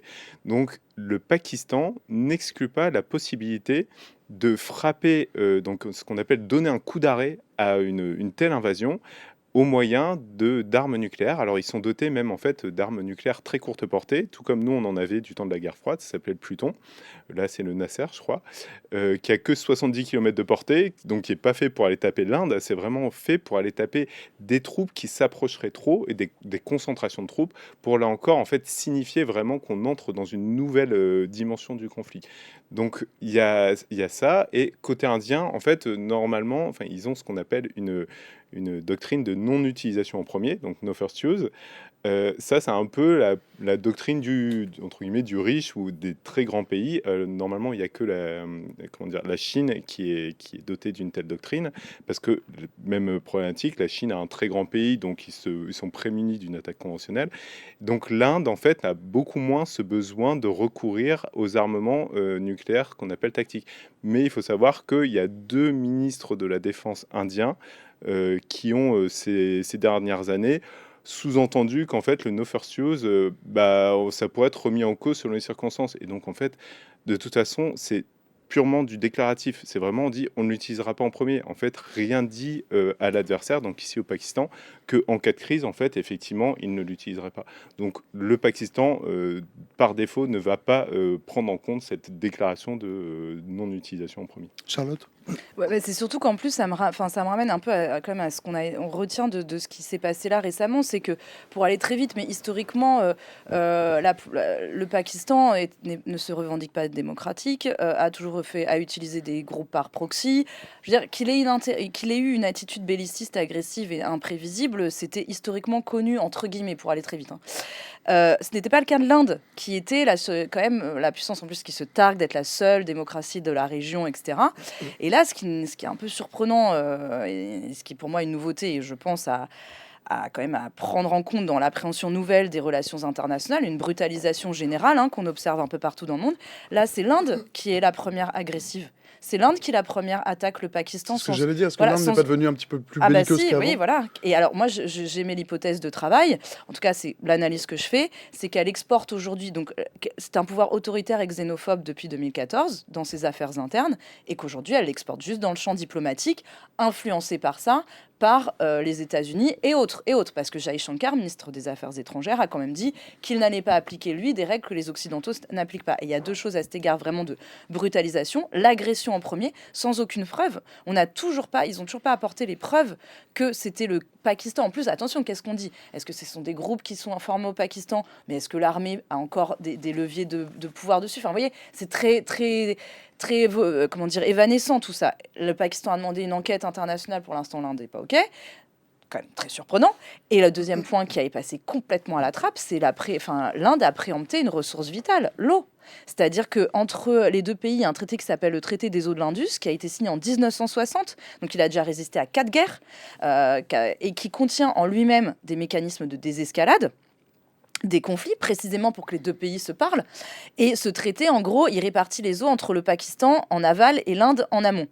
De la même façon que l'Inde est aussi sous pression de la part de la Chine de l'autre côté. Bon, bah là, l'Inde a suspendu, de façon illégale, parce que c'était pas possible dans le cadre du concret, mais bref, elle a suspendu ce traité. C'est quand même qui est signé sous l'égide de la Banque mondiale, donc des institutions internationales. Donc je pense qu'on avait des leviers au moins pour dire quelque chose publiquement, parce que 90% de l'agriculture pakistanaise, elle repose sur l'irrigation. Ces eaux-là, au Pakistan, le Pakistan, on en parle très peu, mais c'est un pays à la tête de pont du dérèglement climatique. Là, il fait déjà plus de 50 Il fait degrés. des chaleurs épouvantables. Mais exactement. Et il y a déjà une crise de l'eau. C'est-à-dire qu'il y a déjà des populations qui sont en train qui ne peuvent plus boire, en fait, correctement. Donc là, que l'Inde préempte en plus une ressource vitale, je trouve que c'est quand même tout en étant la démocratie de la région, je trouve que c'est quand même un précédent qui mérite vraiment d'être noté. Étienne? Alors effectivement, on a vu, il y a quand même une réelle volonté belliciste. Alors moi, je suis pas du tout expert de la géopolitique de la région, hein, mais c'est ce que j'en ai vu du conflit. Moi, je me suis vraiment intéressé sur ce qui s'est passé suite en fait aux attaques aériennes qui ont suivi cette attaque qualifiée de terroriste. Donc le 7 mai, il me semble, l'Inde a déclaré avoir frappé un certain nombre de cibles en territoire pakistanais au moyen donc de missiles largués depuis des avions, et c'est durant cette attaque que l'Inde a perdu, même si ça n'a pas été officiellement confirmé, aurait perdu 3 appareils. Les Pakistanais disent 5. Ensuite, il y a eu beaucoup de propagande autour de ça, mais on a de plutôt bons indices indiquant qu'il y a 3 appareils qui ont été abattus, dont 2 d'origine française, un Rafale et un Mirage 2000H. Et en fait, ce qui est intéressant, c'est donc pour en revenir justement à ce côté belliciste, on voit qu'il y a quand même une certaine retenue.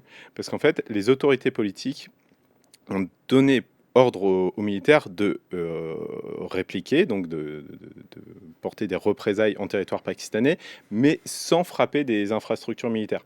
Et en fait, ça a été très important dans on va dire presque l'échec de cette opération, même si ils ont frappé les cibles. Politiquement, en fait, ça a été un échec parce que justement, il y a eu des pertes d'appareils indiens. Et en fait, ça, c'est notamment là encore du fait que les militaires n'ont pas pu aller frapper en amont les défenses pakistanaises. Et là, comme le disait Charlotte, c'est une des zones, si ce n'est la zone la plus défendue du monde. Et donc, en fait, les appareils indiens sont allés en quelque sorte au carton, même si ils auraient pu éviter ça en utilisant des armements qui se tirent à très longue distance. Là, j'imagine qu'ils ont voulu faire une démonstration de force. Ils ont engagé leurs Puis appareils. nous faut dans le chat dit bah oui mais répliquer sans frapper des infrastructures militaires c'est quoi? Ils frappent quoi du sol vide? Non, alors c'était des camps terroristes, alors même une mosquée. Voilà. Non, mais c'est pour ça des infrastructures terroristes. Après, moi, je suis pas là pour juger l'aspect politique, etc. Je connais pas assez le domaine. Ce sont les mots qui ont été utilisés, Voilà, le vocable exactement. utilisé en tout cas. Donc, en fait, eux, ils ont annoncé frapper uniquement des cibles qualifiées de terroristes, sans faire normalement de dommages collatéraux civils, mais surtout sans frapper d'infrastructures militaires. Et en fait, on l'a vu ensuite, une fois qu'il y a eu ce semi-échec ou semi-succès, selon d'où on se place, l'Inde, en fait, cette fois-ci, est repartie sur des bases un peu plus solides. Et la deuxième série de frappes, cette fois-ci attaquée au radar, aux bases aériennes, etc. Et ça, c'était entre guillemets mauvais signe parce que ça annonçait qu'ils préparaient ce qu'on appelle formater, shape en anglais, le terrain pour des opérations militaires ultérieures. Donc là, on voyait qu'ils commençaient à préparer le terrain pour des opérations de plus grande envergure. Et c'est là où on pouvait craindre une surescalade. Ouais, et la retenue, je suis carrément d'accord. Enfin, je pense qu'on dit la même chose. La retenue, mais il faut toujours avoir en tête que ces attentats sont survenus dans la zone la plus sécurisée du monde. L'armée indienne n'est pas venue porter secours aux gens parce qu'elle était trop loin. Alors que, et c'est pas la première fois, ça a été la même chose en 2016, la même chose en 2019. Donc ça questionne un tout petit peu les failles de sécurité de l'appareil d'État, enfin de l'appareil militaire et sécuritaire indien. Parce qu'on se demande comment, en plus, sur des touristes, alors que Narendra Modi appelait au retour du tourisme, etc. Premier ministre indien, oui. Voilà, donc le Premier ministre indien.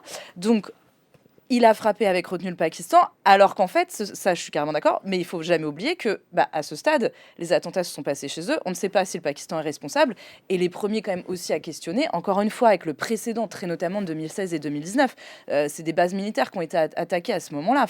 Et il n'y a toujours pas eu un petit brief chez les renseignements, et juste sur les frappes, effectivement. Alors c'est toujours un peu surprenant de voir dans les communiqués de presse toi tu connais ça, mais de l'armée indienne qui se félicite de n'avoir ciblé que des civils, alors qu'on se demande dans le droit de la guerre du coup comment ça se passe, parce que j'avais l'impression que les civils c'était pas l'idée. Et effectivement, alors ils ont l'exprime de cette manière-là dans le communiqué. C'était comme ça dans le. Enfin moi j'ai vu ça. Ouais, c'était dans le. On a frappé que des. Rassurez-vous, on a frappé que des cibles civiles qui ont été frappées. Ils font de ce satisfait sur quoi? Mais parce que moi j'avais lu, mais ça c'est moins mes domaines, parce que frapper militairement le Pakistan, c'était du coup peut-être rentrer dans un truc. Rentrer dans une escalade. Exactement. Là encore, en fait, il y a toujours en arrière, en fond diffus, il y a toujours cette question de la dissuasion nucléaire, donc du risque d'escalade. Ouais. Donc là, l'idée, c'était de faire passer, alors là encore, je ne suis pas du tout ici pour juger l'aspect politique, mais c'était de faire passer au Pakistan le message qu'on ne vous laissera pas faire. Là encore, je ne sais pas si c'était légitime ou pas, mais on ne vous laissera pas faire. Mais c'est pas un acte de guerre.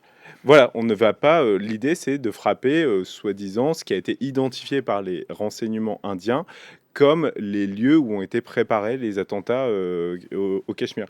Et donc, ils ont annoncé qu'ils ne frapperaient pas des cibles militaires. Et ce qui est intéressant, c'est que, inversement, le Pakistan dit avoir attendu les frappes indiennes pour ensuite aller intercepter les appareils indiens. Donc, on voit qu'il y a vraiment quand même une retenue des deux côtés.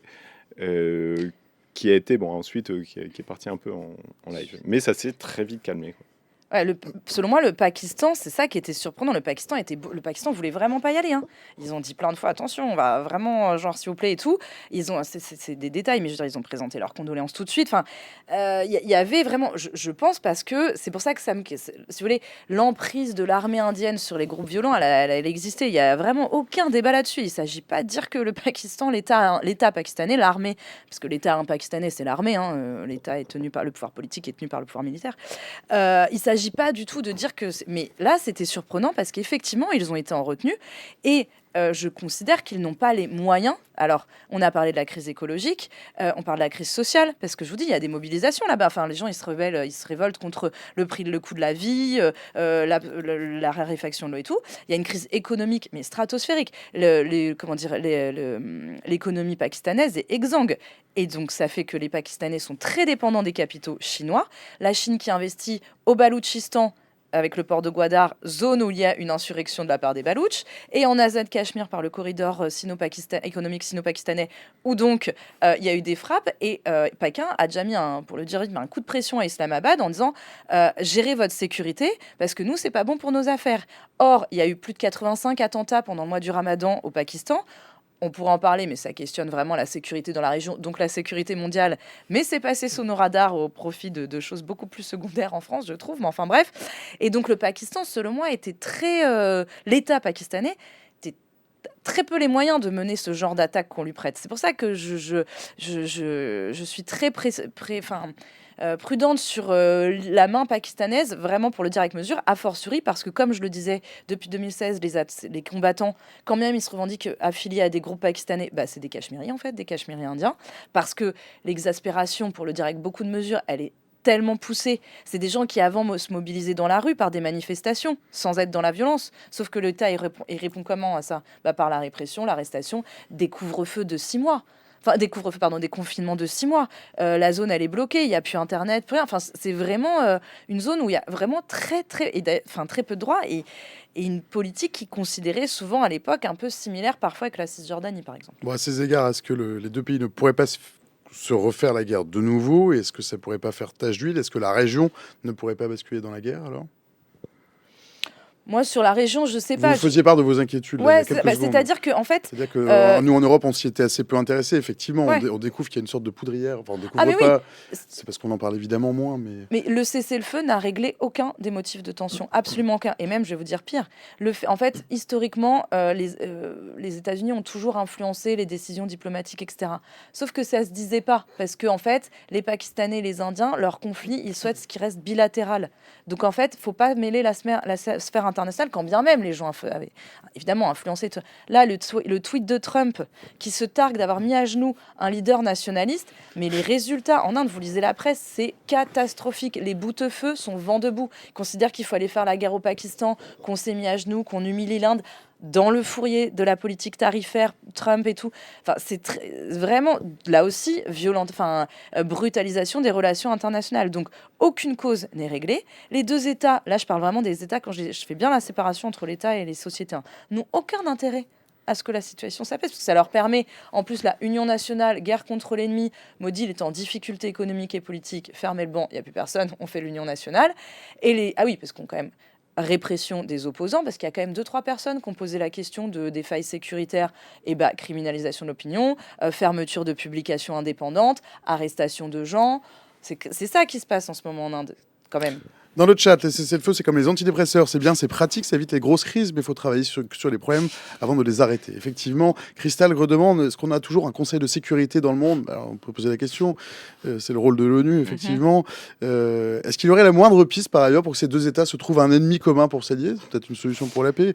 Et j'avais lu aussi Bandini, salut Bandini, qui dit, est-ce qu'on n'aurait pas un peu sous-estimé l'Inde? Modi, qui est hyper nationaliste, veut faire de son pays une puissance de défense autonome. S'est éloigné des Russes, il s'est rapproché des Américains, et puis même de la France. Voilà l'avenir stratégique de l'Inde.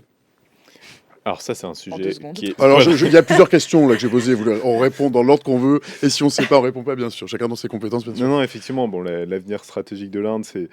L'Inde se voit comme... se veut être une puissance mondiale. Et là, bon, c'est un sujet qui est très complexe, qui est loin de mon expertise. Après... qui mériterait certainement plus que 12 minutes, de toute façon. 12 minutes, et je pense quelqu'un qui est spécialisé sur la question. Mais effectivement, alors, sur l'ennemi commun... Malheureusement, en fait, non. Le Pakistan est soutenu par la Chine, l'Inde plus par la Russie, mais qui veut pas s'aliéner les deux. Et d'ailleurs, on a vu que la Chine, aussi bien la Russie, ont tous les deux appelé au calme.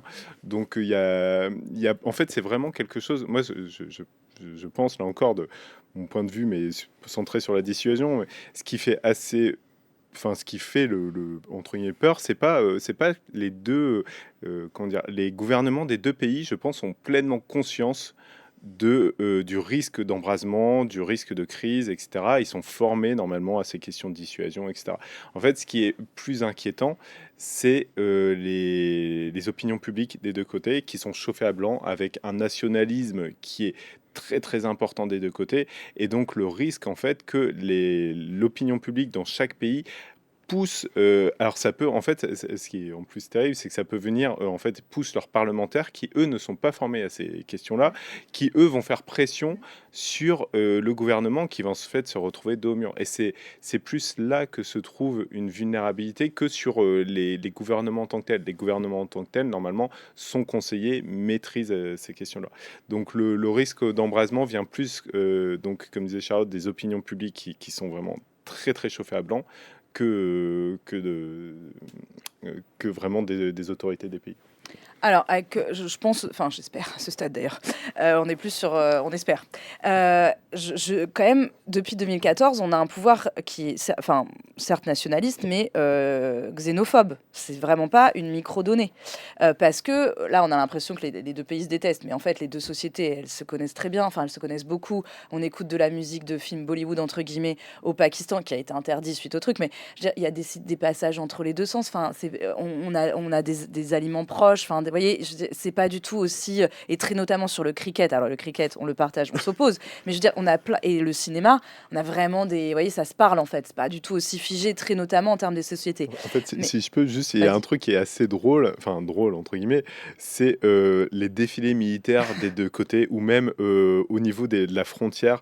En fait, c'est vraiment des combats de coqs. Des amusements particuliers. Non, mais en fait, il y a pas mal de vidéos qui tournent où vous voyez en fait dans les défilés militaires, ils font des acrobaties. Les défilés, que ce soit en Russie, en France, c'est très martial, on fait les défilés des chars, etc.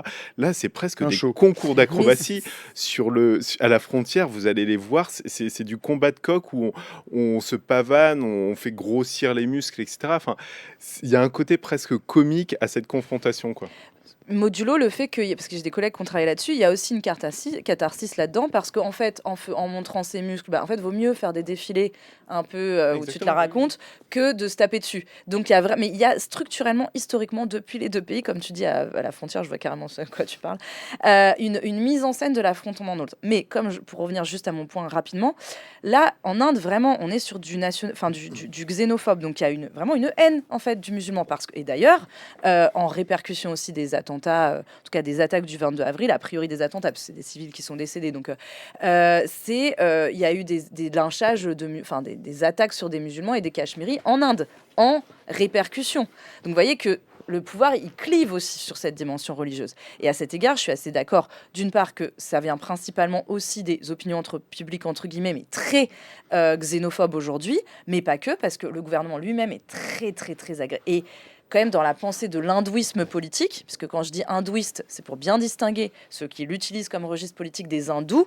qui juste sont des fidèles de la religion, de l'hindouisme, mais dans la pensée politique du RSS, du BJP, bref, du nationalisme, de l'hindouisme politique, il y a un truc qui s'appelle l'Arkan Bharat, c'est-à-dire l'Inde réunifiée, et ça consiste à aller libérer les minorités hindoues de l'Iran à l'Indonésie.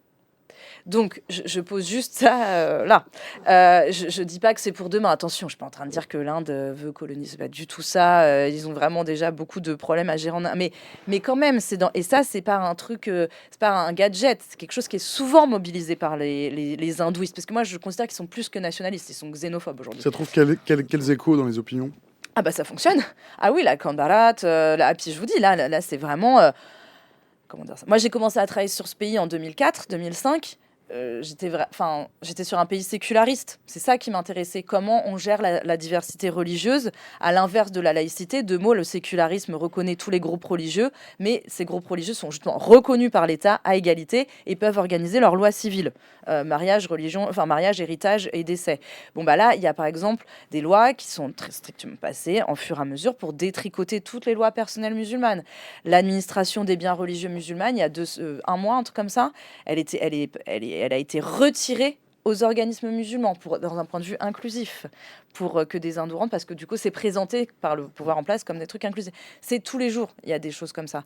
Donc, je suis d'accord que effectivement il y a une, et je pense quand même aussi, enfin j'espère que dans les appareils militaires, enfin les services d'État, les gens quand même ils sont nationalistes et xénophobes, ils ont une conscience qu'en fait ils risquent de mourir à un moment donné quand même globalement, parce que la guerre c'est la mort un peu. Hein. Mais effectivement les opinions, enfin publiques pour le dire vite, parce qu'il y a en fait opinion publique ça me gêne parce qu'il y a 2-3 personnes qui essayent de dire qu'ils sont pas d'accord et c'est aussi l'opinion publique mais on s'entend pas. Mais en tout cas dans l'électorat de base de Modi, oui c'est très belliciste et agressif, oui. Bandini dans le chat, salut Bandini, dit, mais parce qu'on n'a pas vu en fait, c'est que l'Inde s'arme discrètement depuis de nombreuses années. C'est vrai ça? Alors donc deux questions, est-ce que l'Inde s'arme et est-ce que c'est discret? Oui, c'est pas particulièrement discret. Hein. Il y a... Alors, voilà, ils achètent énormément à l'étranger. Bandini d'ailleurs, mais des guillemets dans discrètement. Pardon. Il y a des... alors, ils achètent beaucoup d'armement à l'étranger. Alors, ça peut être... en plus, c'est très diversifié. Ça vient de Russie, de France, d'Israël, des États-Unis. Et d'autres pays après, mais voilà, des grands fournisseurs. Et il y a une volonté de ce qu'ils appellent donc Make in India ou Made in India, enfin bon bref. L'idée, c'est de... quand si vous voulez qu'on achète vos matériels, vous devez faire des transferts de technologie. La France fait beaucoup cela, que ce soit avec les sous-marins, les Scorpions, qui sont construits, donc c'est des sous-marins à propulsion conventionnelle, donc pas nucléaire, qui sont principalement construits en Inde. Les Rafales, il y avait eu cette question-là. Alors, normalement... On fait un transfert de technologie sur le Rafale? Alors, justement, l'idée, normalement, c'était, à la base, le contrat, ça devait être 110 appareils. Bon, pour ceux qui l'ont joué dans le chat, le transfert de technologie, si on donne le mode d'emploi et le pays est autonome avec. En fait. Voilà, en fait, on forme le pays aux technologies. Donc, vous formez potentiellement un futur concurrent, mais en même temps, il vous paie la technologie. Du coup, ça vous permet, vous, de financer la génération d'après en pariant sur le fait que vous aurez toujours un cran d'avance. Donc, le Rafale, ça devait être ça. Il devait acheter 110 appareils. On devait... alors, on ne fournit pas tout non plus, hein, bien sûr. Hein. Il y a quand même des choses, par exemple, spécifiques à la dissuasion, la guerre électronique, etc., qui restent sous le le Rafale français. Est un des vecteurs de notre dissuasion. Exactement, voilà. Là, au final, ils en avaient acheté que 36, donc ça légitimait pas de faire ça en Inde. Donc il y a cette question, en fait, c'est plus qu'un réarmement massif, c'est s'approprier les technologies pour pouvoir produire sur place, et là effectivement avec une capacité à produire massivement et des systèmes de haute technologie, donc notamment les missiles balistiques qui permettent, là ils sont en train de développer des missiles balistiques intercontinentaux qui ont une portée de 5-6 000 km, donc qui permettent d'atteindre vraiment toute la région jusqu'à Pékin et bien au-delà. Charlotte? Oui, alors moi je suis pas spécial. Ouais, vraiment, là je pense que tout a été dit. Je vais pas essayer de faire semblant de rajouter un truc. Vous avez raison de Voilà. le dire, c'est très bien. C'est dans l'esprit du talk de France Info. Quand on sait pas, on dit pas. Pinoufou dit, si on parle d'opinion publique chauffée à blanc, est-ce qu'il y a un risque de retour à une vraie guerre civile? Alors, je sais pas ce qu'il entend. Tu veux dire, enfin, pardon. Alors, si on parle d'opinion publique chauffée à blanc, est-ce qu'il y a un risque de retour à une vraie guerre civile? Alors, Pinoufou, ta question est bizarre. J'imagine en Inde, entre les hindous et les peut-être musulmans. plutôt en Inde, je pense, oui. Alors, en fait, il n'y a pas besoin de guerre civile. C'est pas ça qui se passe depuis 2014. Enfin, je le dis un peu parce que c'est. Il n'y a pas d'ambiance de guerre civile en Inde. Ah, mais non, c'est pire que. Puisque c'est. Ah, mais non, c'est. Enfin, moi, c'est pire que. Enfin, c'est pas pire que. Enfin, bref. Si je vais décrire. C'est un nationalisme exacerbé, c'est un petit peu antithétique de. Il y a des lynchages à mort de musulmans, presque. Enfin, vraiment très souvent. J'allais dire toutes les semaines, je sais pas, je regarde pas les chiffres, mais or quand ça a été documenté tout ça. Hein. Enfin, je veux dire, vraiment, les musulmans sont lynchés à mort en pleine rue, c'est filmé. Et dans certains États, comme au nord de l'Inde, ça vous donne investiture par le BJP. On en a ce degré. Donc, si vous voulez, c'est pour ça qu'on n'est pas sur de la guerre civile. On est sur de l'effacement de la présence musulmane. Les rues changent de nom. Les lieux changent de nom. Enfin, je dirais pas que les rues, mais les lieux historiques changent de nom. Le ministre en chef de l'Uttar Pradesh, qui est l'État le plus peuplé de l'Inde, à peu près la population de l'Union européenne, où se situe le Taj Mahal, qui a été construit par un souverain moghol, il voulait retirer ce Taj Mahal des guides touristiques parce que c'est musulman. Et ça, il y a des lois pour interdire les dispositifs sonores dans la rue. Donc en fait, c'est contre pour les mosquées. Il y a des lois qui se multiplient contre l'abattage de la vache, qui est une invention moderne. J'ai des collègues indiens qui ont écrit là-dessus sur The Myth of the Holy Cow. C'est une réinvention historique. L'ancêtre de l'hindouisme, c'est le brahmanisme, et ce brahmanisme était donc non végétarien. Et c'est en réaction au brahmanisme que s'est construit d'ailleurs le bouddhisme et le jaïnisme, religion végétarienne au 5e siècle avant Jésus-Christ. Juste parce que vraiment pour remettre un peu de... Voilà. Donc voilà, et en fait, tu as une multiplication des législations contre l'abattage de la vache, mais après de tous les bovidés. Or, la caste, le groupe de population, les musulmans sont aussi organisés par caste, c'est pour ça que j'allais vite.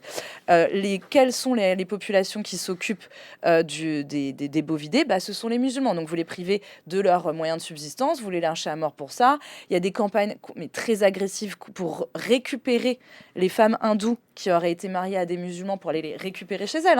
Enfin, je veux dire, donc on est déjà, en fait, dans un... Moi, je parle pas de guerre civile, je parle d'un changement d'hégémonie politique. On passe d'une hégémonie séculariste à une hégémonie hindouiste où on efface l'apport musulman. Et chrétien aussi. Les chrétiens, ils se sont fait attaquer à Pâques. Charlotte, Étienne, il est 19h passé de 22 secondes. Je suis en retard de 23 secondes. C'est donc l'heure du mot de la fin ou du mot de la suite, Étienne. C'est la patate chaude que je refile aux invités. Bonne chance. Non, là, effectivement, on va voir comment va durer le cessez-le-feu. J'ai quand même bon espoir que c'est vraiment les deux pays, là encore, ce qu'on disait au début, ont eu des escarmouches régulièrement. Ils ont à chaque fois réussi à s'arrêter assez rapidement. Là, le risque principal, c'est effectivement un risque de surenchère dû aux opinions publiques majoritaires, ou réactionnaires. Maintenant, la dissuasion fonctionne. J'ai quand même bon espoir que ça tienne au moins quelques temps. Après, on ne peut pas exclure. Modi a annoncé quand même que la prochaine attaque terroriste au Cachemire entraînera des représailles massives. Donc ça, on espère qu'il n'y en aura pas d'autres. Merci Étienne Marcus. Charlotte Thomas, le mot de la fin ou le mot de la suite? Ouais, la suite, c'est juste qu'aucun des motifs qui ont mené à cet affrontement n'ont été résolus. Et vraiment, la brutalisation des relations internationales et la prédation sur eux de la part d'une puissance qui se présente comme démocratique et qui met une pression sur plus de 200 millions d'habitants, c'est à noter. Merci à tous les deux. 19h01, passé 35 secondes. C'est la fin de ce stream, chers amis. Merci d'avoir suivi. Merci à tous nos invités, notamment aux deux derniers, qui ont poireauté dans le sas avec Camille. Je suis navré. Merci, bien sûr, à Cyril à la régie, à Stéphanie au visuel. Merci à Camille, bien sûr, à la programmation.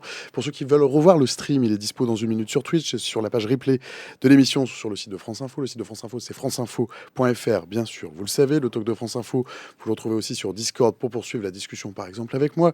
Peut-être ce soir, mais probablement plutôt demain soir. Le lien est dans le chat, sinon Jules va le mettre. Pour ceux qui veulent réécouter le stream avec le son, par exemple, de la Maison de la Radio et de la Musique, vous retrouvez tout ça dans un instant en podcast sur la plateforme de Radio France. Nous, on se retrouve déjà demain, jeudi, donc 17h-19h, même endroit, même heure, certainement de bonne humeur. Puis d'ici là, je vous souhaite une excellente soirée à toutes et tous. Salut.